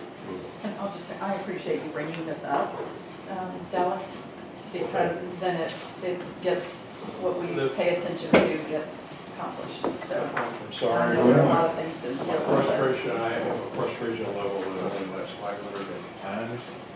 And it's paid 300 days past that. If I may, just so, you know, for my marching orders to move forward, just to make sure that you're looking for a pre-disaster recovery plan or guide for that specific area to move forward from today.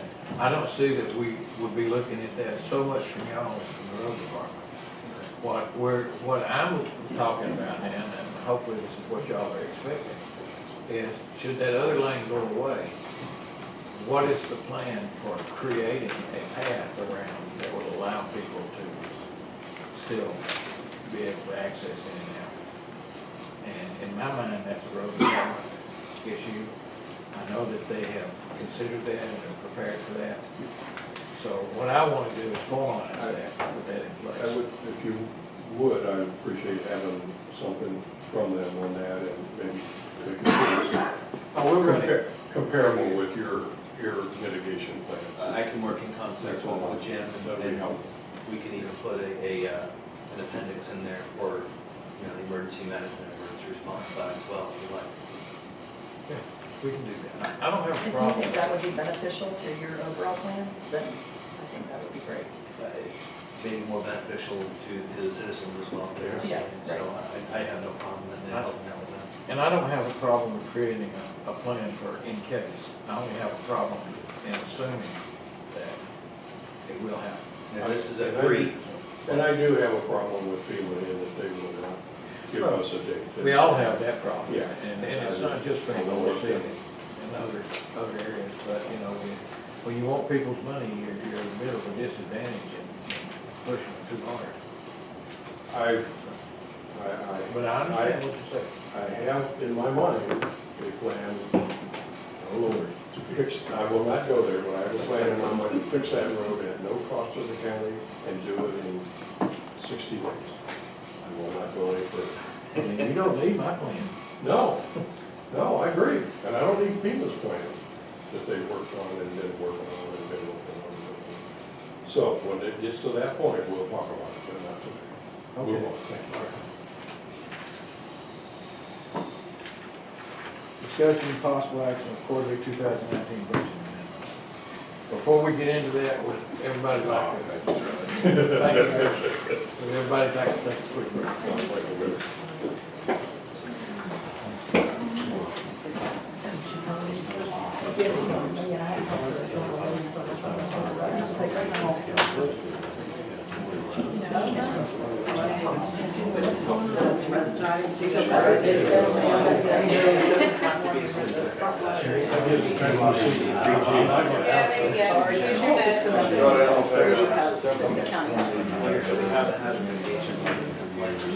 Go to sleep on you? Like go to sleep on you?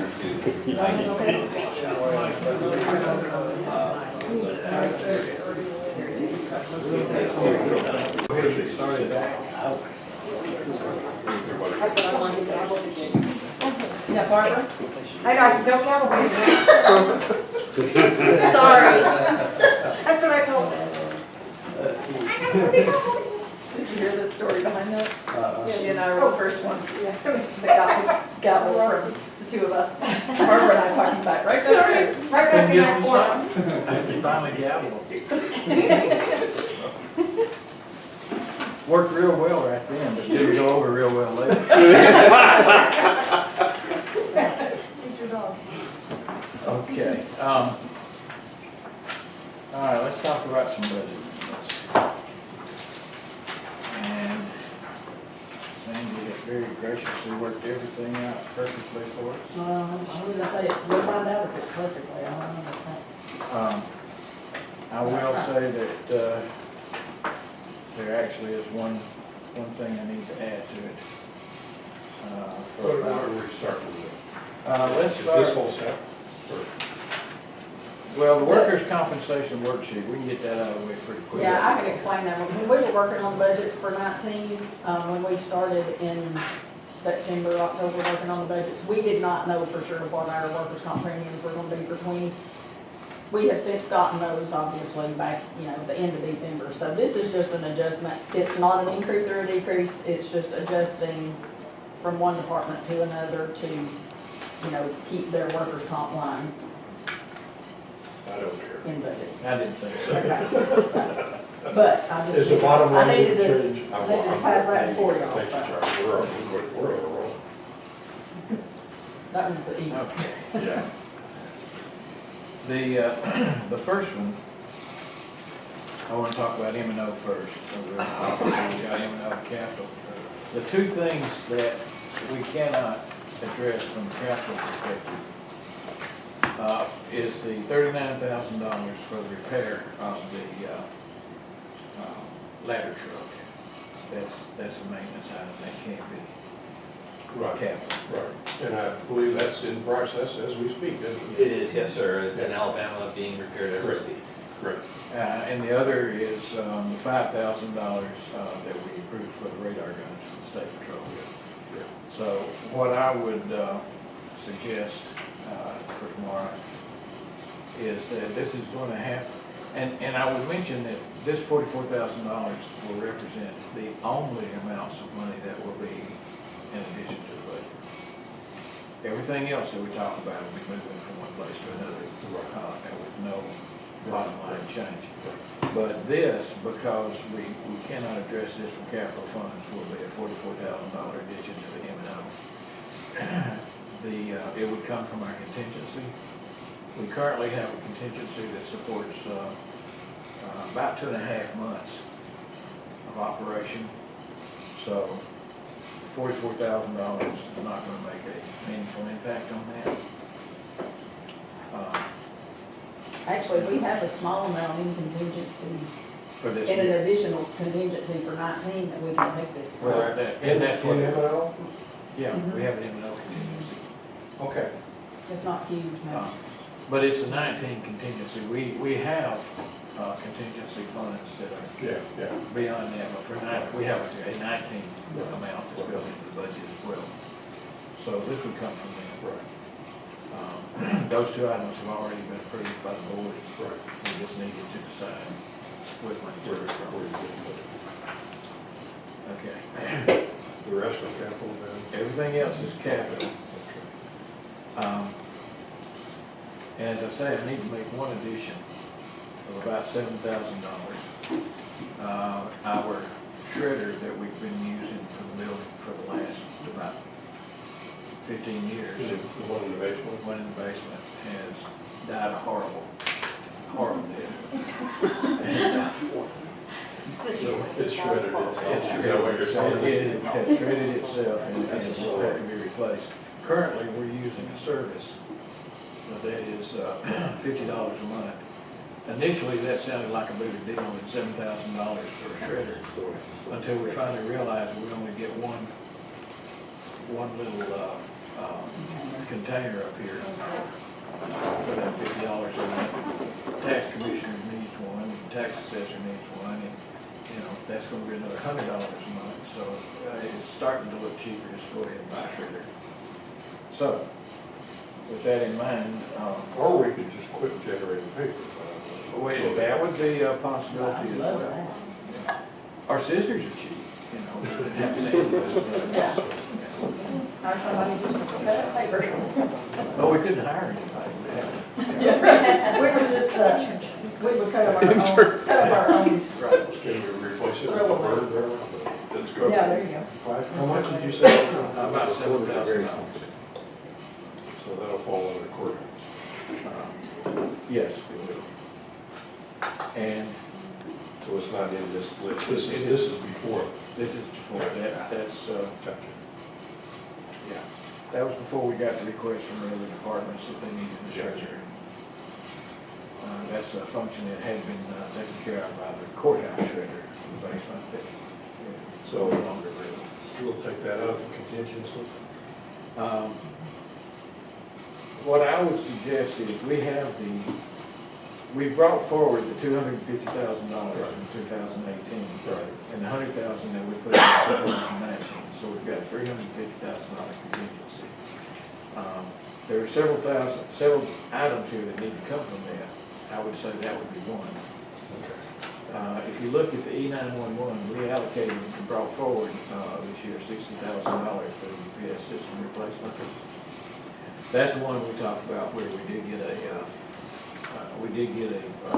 price of $60,000, but it turned out that No was labor. not include labor. Right. So, we're having to increase that.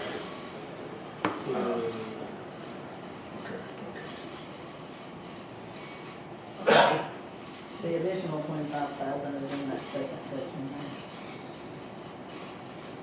there. Yeah, these are all just the amounts carried over, I believe, but the second section, you'll see the $28,000,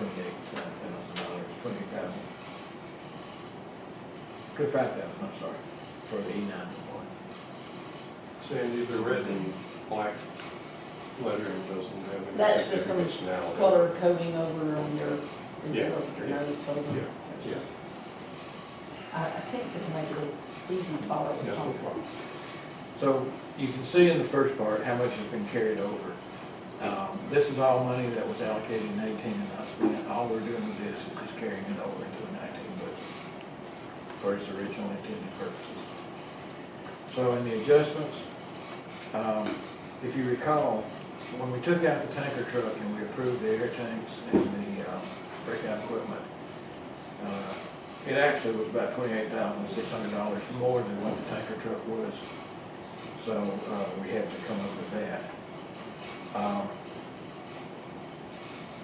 What I am proposing on that, and I had a discussion with Keith on this, we have for a number of years now had a rotation where we buy an ambulance every year. And one year we bought 2 ambulances. My question to Keith was, if we don't buy an ambulance in 19, and we get back on the rotation in 20, would that be a major impact? And it's something that we can do. He didn't clutch his chest, which I was concerned about, but, Privately, publicly, You got the picture on that. so that, Well, that's 210,000. that's $210,000 there. And so take that 210 and sort of set it to the side here. I'm proposing that 28.6 of that come from what would have been allocated for the ambulance. Okay. Mhm. Now, it will be my proposal that the remainder of the money allocated to the ambulance be reallocated to the swimming pool. It's gonna be roughly 180, I'm not gonna get down into, y'all can pull out the calculators. Certainly, I wouldn't mind that, but if we're saying we're just delaying for 1 year, I hate, we're gonna have to go hunt for that money somewhere anyway next year. No, here's the thing, we've always done that every year. So what we're saying is we're not gonna buy 2 next year, we're just gonna skip 19 and then pick it back up in 20. It's money that we've allocated every year for the last 5 years. It's not, I thought I heard you say that we'll delay that purchase till the next year. I probably did phrase it that way, perhaps what I should have To said. catch up, We will so skip if you're that not gonna purchase. do that, that's a. We will skip that purchase and then next year we'll get back on the rotation. Now you can clutch. I really like to find a different place to get a chart, that's all I'm saying. I just don't like thinking, the fire department, the sheriff, they get too much money, they can't afford, more than we can afford. And we got, I don't like to start playing this game because eventually we're gonna create friction. I'm just looking for a different place to try. Okay, well, between now and tomorrow, if you can find me a different place, that'll work. If we've got somewhere a contingency. The thing about it, our capital contingency is not as good as our No, I know.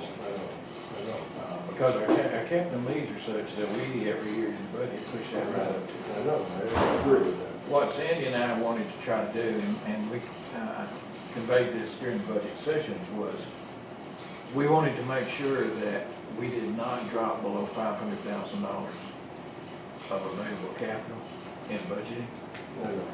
And for the amounts that we're talking about, I don't think it's a good idea to take it from that 500,000. It makes me feel a whole lot queasier than it does if we can move stuff around.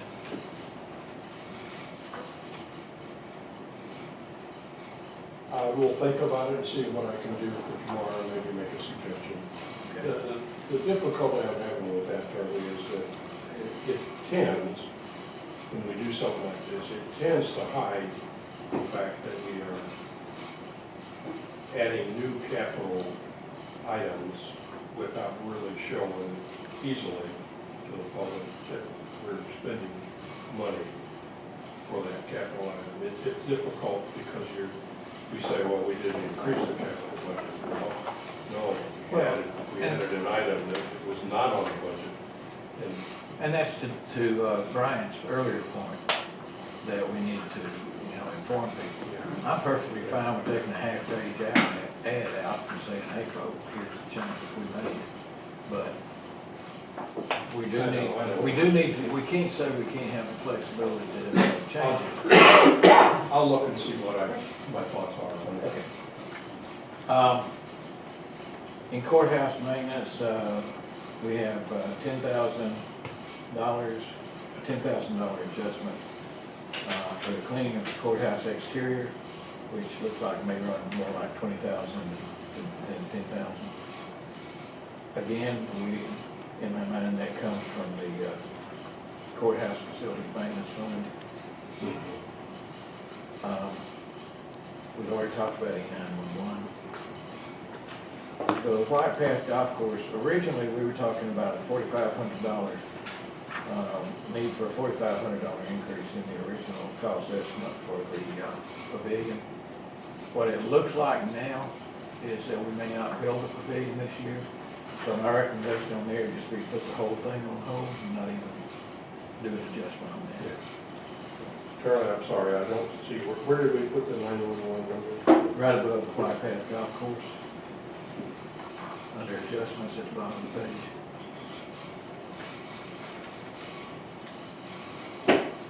Oh, are you looking at the right? You're looking at a different page. It's on this Yeah, one. I'm at a different It's page. on the. One page. Okay. And actually, it's right there, Don, it's right below. Yeah, I was trying to find it on the old one. Yeah. Okay, go You ahead. see it? Yep, yep, Okay. yep. Yep, and I agree with the white path. Okay, so new pavilion, I say we just forget about that for now. Planning and zoning, we had talked about the Q Public as a replacement for Intergov, but now it would be time to fund it. That's $38,700, and I will see that coming from the courthouse facilities maintenance fund. The other thing is Taylor House improvements. We're looking at $12,500 for the roof, but we got a $2,500 insurance settlement on that. That includes the But, okay, so including that, we're still looking at $12,500 for the roof.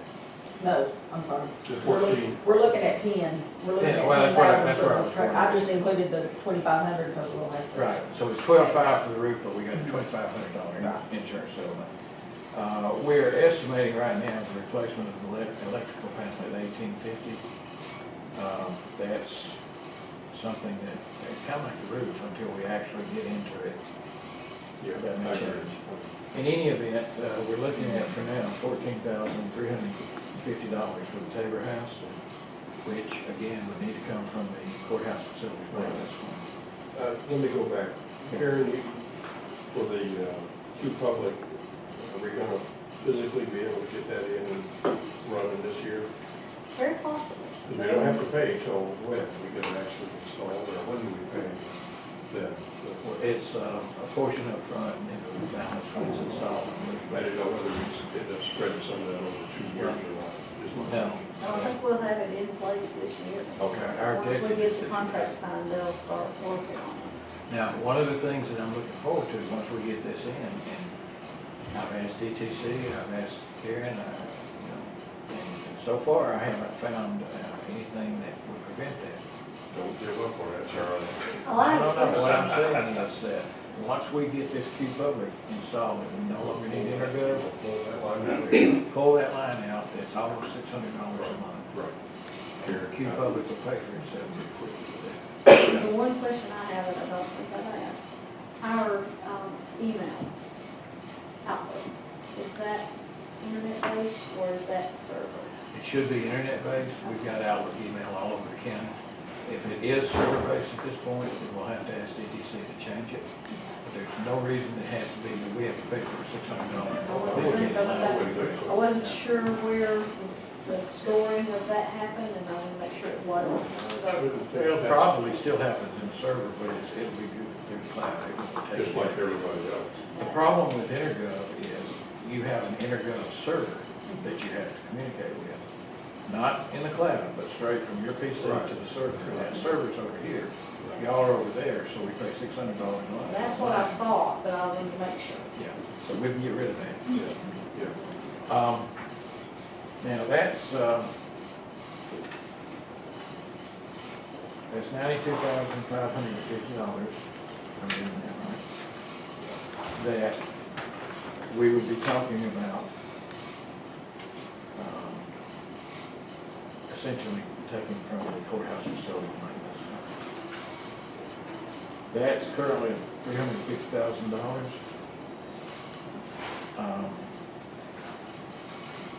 Do you have a calculator around there? Once we take those items from that fund,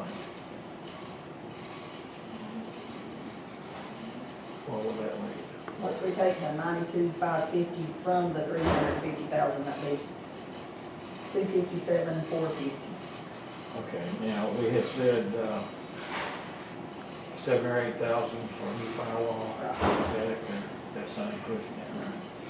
And also the carpet was 15,000.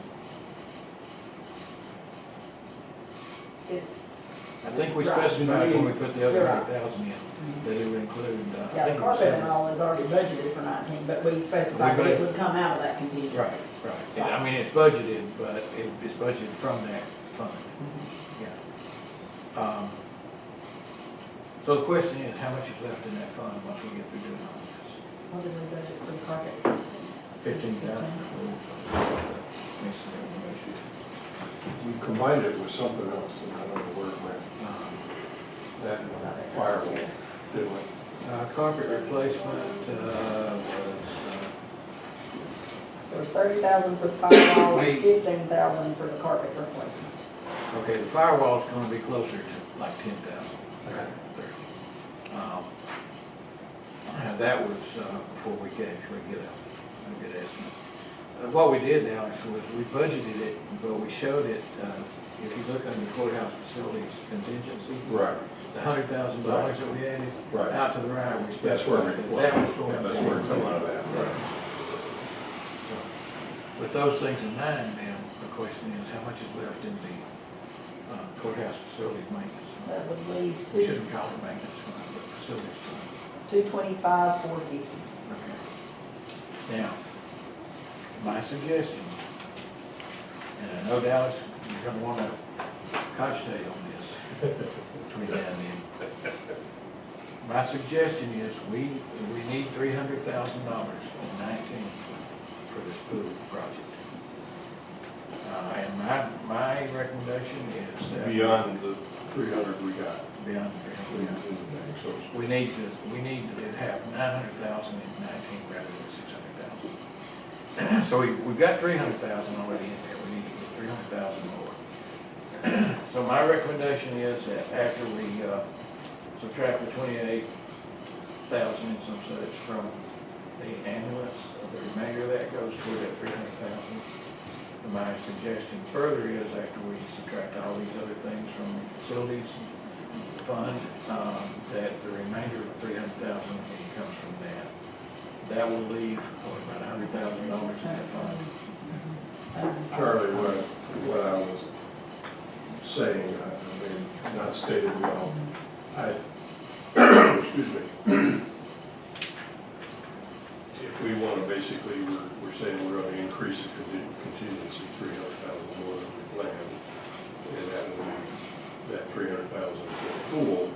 What I didn't wanna do, just my feeling is I didn't wanna take money from an existing capital item. Yeah, and I understand that. That's what, I don't wanna start playing that game of domino or checkers. I understand what And I you're saying, think- I just don't see another way. No, yeah, well, I think if it shows up, we're not taking money out of any of the budgeted projects, if you call it. Right. And that's what I didn't want to do, swap projects from somewhere to somewhere. I didn't want to get into that game. So this does I don't not do think that. that This would does do not that. do that. Right. That's what you're telling me. Yeah. I wish we weren't doing it, but the process we're working on is okay. And I understand your concern, and I don't believe this would be what you're concerned about. It's less of a concern than what I was thinking. So what's the net, you think? We're adding about, I can't remember. Well, we're adding $300,000 to the pool contingency, and that's gonna come from 210,000 minus 28,000, hang on. 210,000 minus 28,600 would be, whatever's left over out of that would go toward that 300,000. And I just, for nice round numbers, I'm gonna say 180,000. So we'd take 180,000 of that and put it toward that 300,000. That means we need 120,000 more. So we still would have well over 200,000 in the courthouse facilities line item. And I think if we took 120,000 extra that we need from there, we would still have, I think you said 105,000 left in the courthouse facilities fund. Man, Sandy, you can correct my math, but it's, all the changes, originally we were 300 and some thousand. Really, basically in a nutshell, the only amount that the 2019 budget is going to increase, we've already got the contingencies in place for 19. So a lot of these items are just gonna be a matter of moving from the contingency to the individual line. The only increase to the 2019 budget is gonna be those carry forwards in 18, from 18, for the projects that did not get completed in 18 that need to be carried forward to 19. So the only 1.4, 1,461 is the only Actual. increase to the capital budget. And the Everything biggest part of else that is is just the 2018 LMIG Mhm. that we weren't able to get Almost the right. paving done in 18. I guess what I'm looking for is the bottom line number for the adjustments that you wrote down here. Where is that? On the bottom of that page. Okay, if I'm looking at this the way I think, the bottom line adjustment for the increase for the carryovers would be 1,461,000. Right, I see that chart. I got Now, that. that's just the things that we're carrying over, the money that's already been allocated. Right. I got The that. bottom line for the changes to the, for 19 would be 92,550. 92,550 plus 28,6, which would be 121, 150. Well, 121,150. okay, but that will not represent an increase to the bottom line of the budget, that's just what we're. Yeah, that's It's what I'm just taken asking. from one and moving it. So it really is still The 90, bottom line 92, capital will 5. be, with the exception of adding these carryover over items. will Yeah, not that's what change. 92.5, or 2,550. Right. That's what I'm looking at.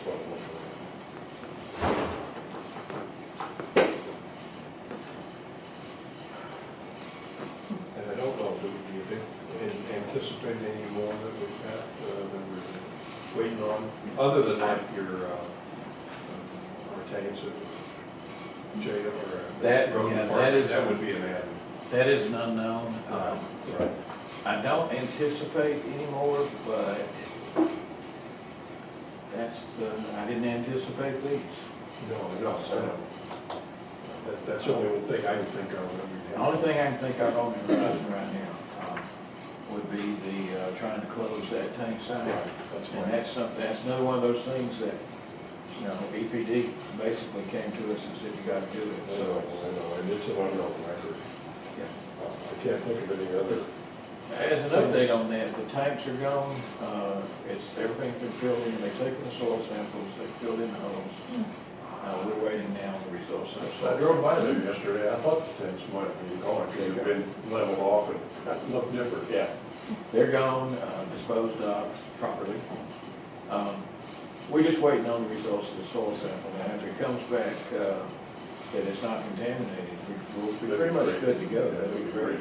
But if there is contamination, then the next step will be, okay, how do we mitigate it? All right, have I left anything out? I'm good with it. On the 92,550 we talked about, that actually will probably be more like 99,550, because I don't think we included the 7,000 from the treasurer in there. Correct.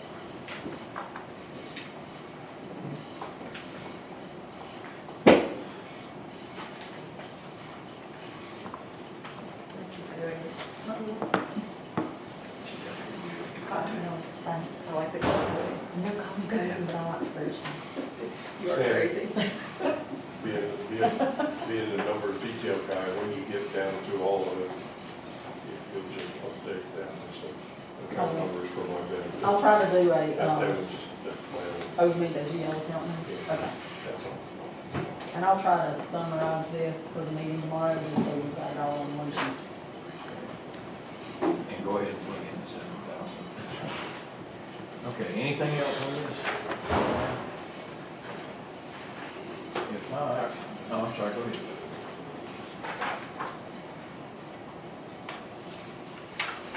No, I have nothing. There's something else I'm thinking. We're good, let's go. All right. Discussion possible action airport RSA phase 3 bids. Oh, I do, I'm sorry, Charlie, I do have. Yeah. You know, we included a revenue of 55,000 for our pool, which we're not gonna have.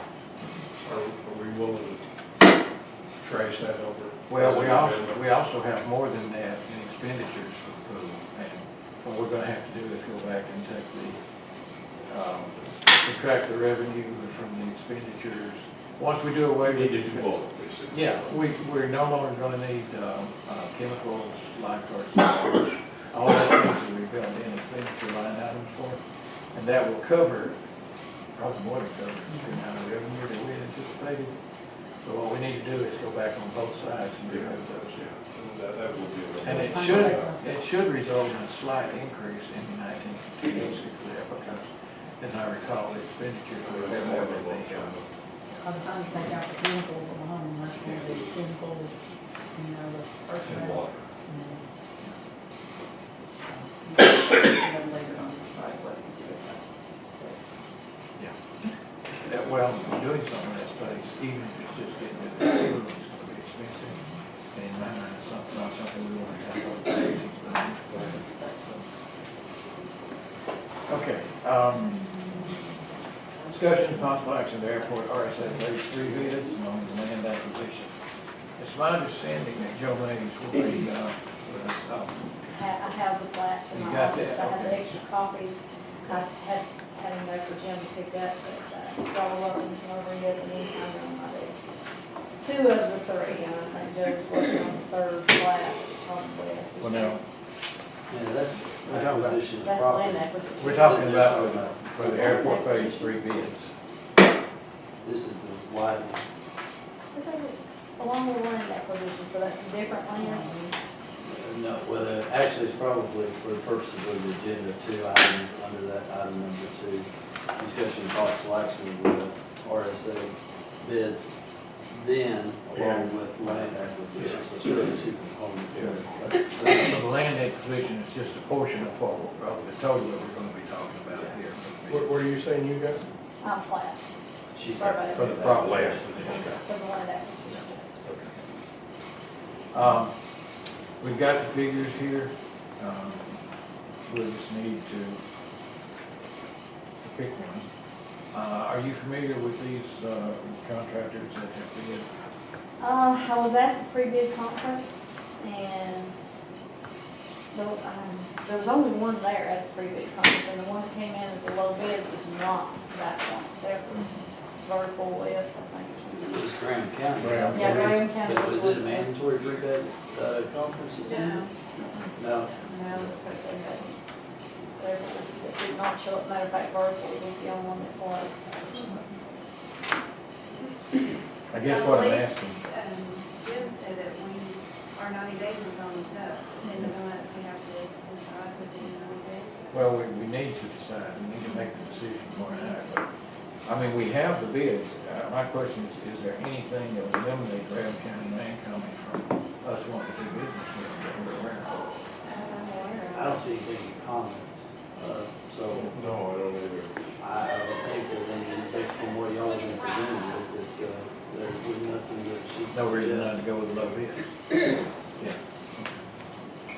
I would hope that the engineer vetted this, and there was something wrong. And normally there is, there's a comment, y'all said in the past, so.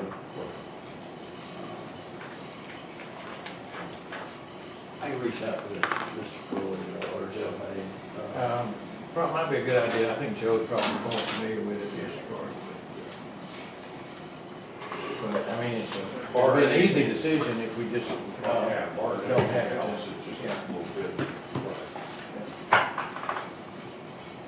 Okay, resolution of 2019 tax anticipation notice.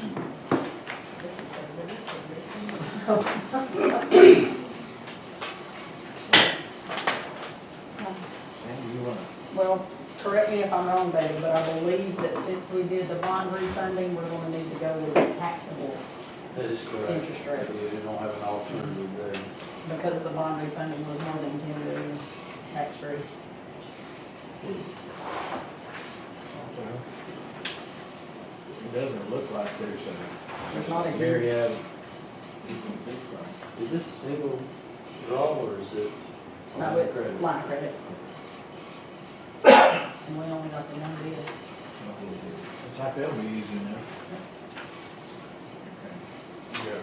Yeah, I'm not real no problem with that. Any thoughts on what you think it would be when? We'll start our drawing. I'm hoping September Yeah, sometime. tell me a good date. That's what I'm hoping. Gotcha. Appointment of a member to the Kids Cottage, I'll have a name for you all tomorrow. Is it Merle? Okay, I thought, I don't think I've had that. okay, I didn't see that. I was thinking it was Merle, but I didn't see anything. I don't remember seeing a letter. Well, I just emailed her, she said she is willing, we didn't get a letter, she just said she's willing to serve again. It's her term that's coming in. It's easier when we get the letter, we can print them out, and stick them in. Right. Okay, so Merle will be the. Unless y'all have another. that you want to consider. Okay, item 5 is zoning from A1 agricultural, and conditional use. And I believe this was for a winery. Yeah. That included tasting room. Yeah. I tell you, since they found out that they can plant marijuana between the grapevine rows.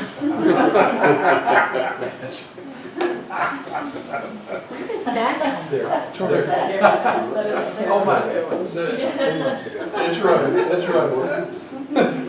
Private joke, but Yeah. Sorry, did I miss a meeting? Yeah, no, that's a private, forget it. As the judge says, disregard. They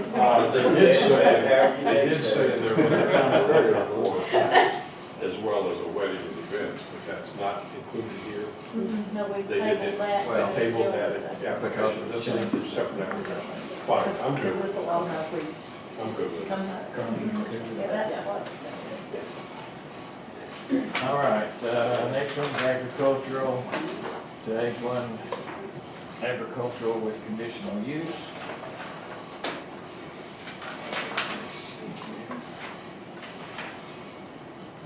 this is the wild game seasonal processing facility. I did have one question on it, which was answered in the paperwork there, that this will not be a slaughterhouse. This will be for game that is killed off-site, probably, you know. Personally, I don't see a problem with it myself. I'm good with it. I'm good with it. Okay, Gunstock Creek Lane, A1 agricultural to R1 residential low density. This one, Charlie had one recommendation from the planning commission. They voted, of course, to approve it, but the original survey had one of the lots at 1.4, and they said they would approve it with the condition of that not being redrawn. I've got a plat on my desk, if this is approved, that has everything at 1.5 grade. There would be no lot on the piece of property that would fall below 1.5. Okay. I had talked to Karen, and I haven't talked to Teresa. This was or is currently in conservation, and I wanted to be sure whether that would be a breach or whether it would remain or what the It status is is. not, but she has had discussions with tax assessors for You that explained purpose. And it was something new that I never knew. That if you divide your property and give it to your children, that's not considered a breach of conservation, even though you divide it up into smaller, normally non-conforming things. That was new. I never knew that. I didn't know that. I only knew it because we did it Oh, okay. on ours. Oh, farm. But they did recommend that as a contingency. Do we need to add that as a contingency on ours? I don't That think is- so. that is Well, for if your that was their recommendation, I would say that For that, we'd probably approve it with that. With that. With that contingency. that acreage being adjusted. And then I have the survey to I'm follow doing through. that. I'm doing it. And everyone, as I understand, would have it, well accepted. And I'm good. That follows the rules. Appointment of 2 members to the Gilmer County Library Board. We have one member that will not be up for to serve again. That's Patrick McDay.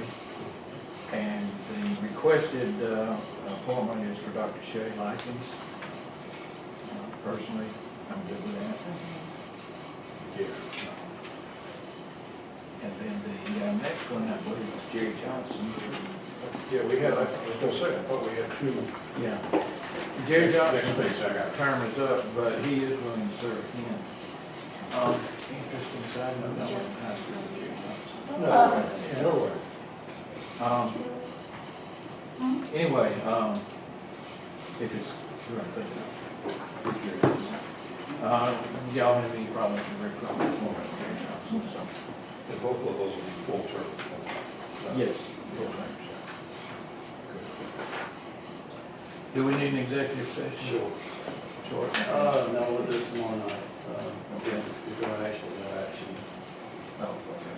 All right. Then, without the need for an executive session, would anybody like to make a motion to adjourn?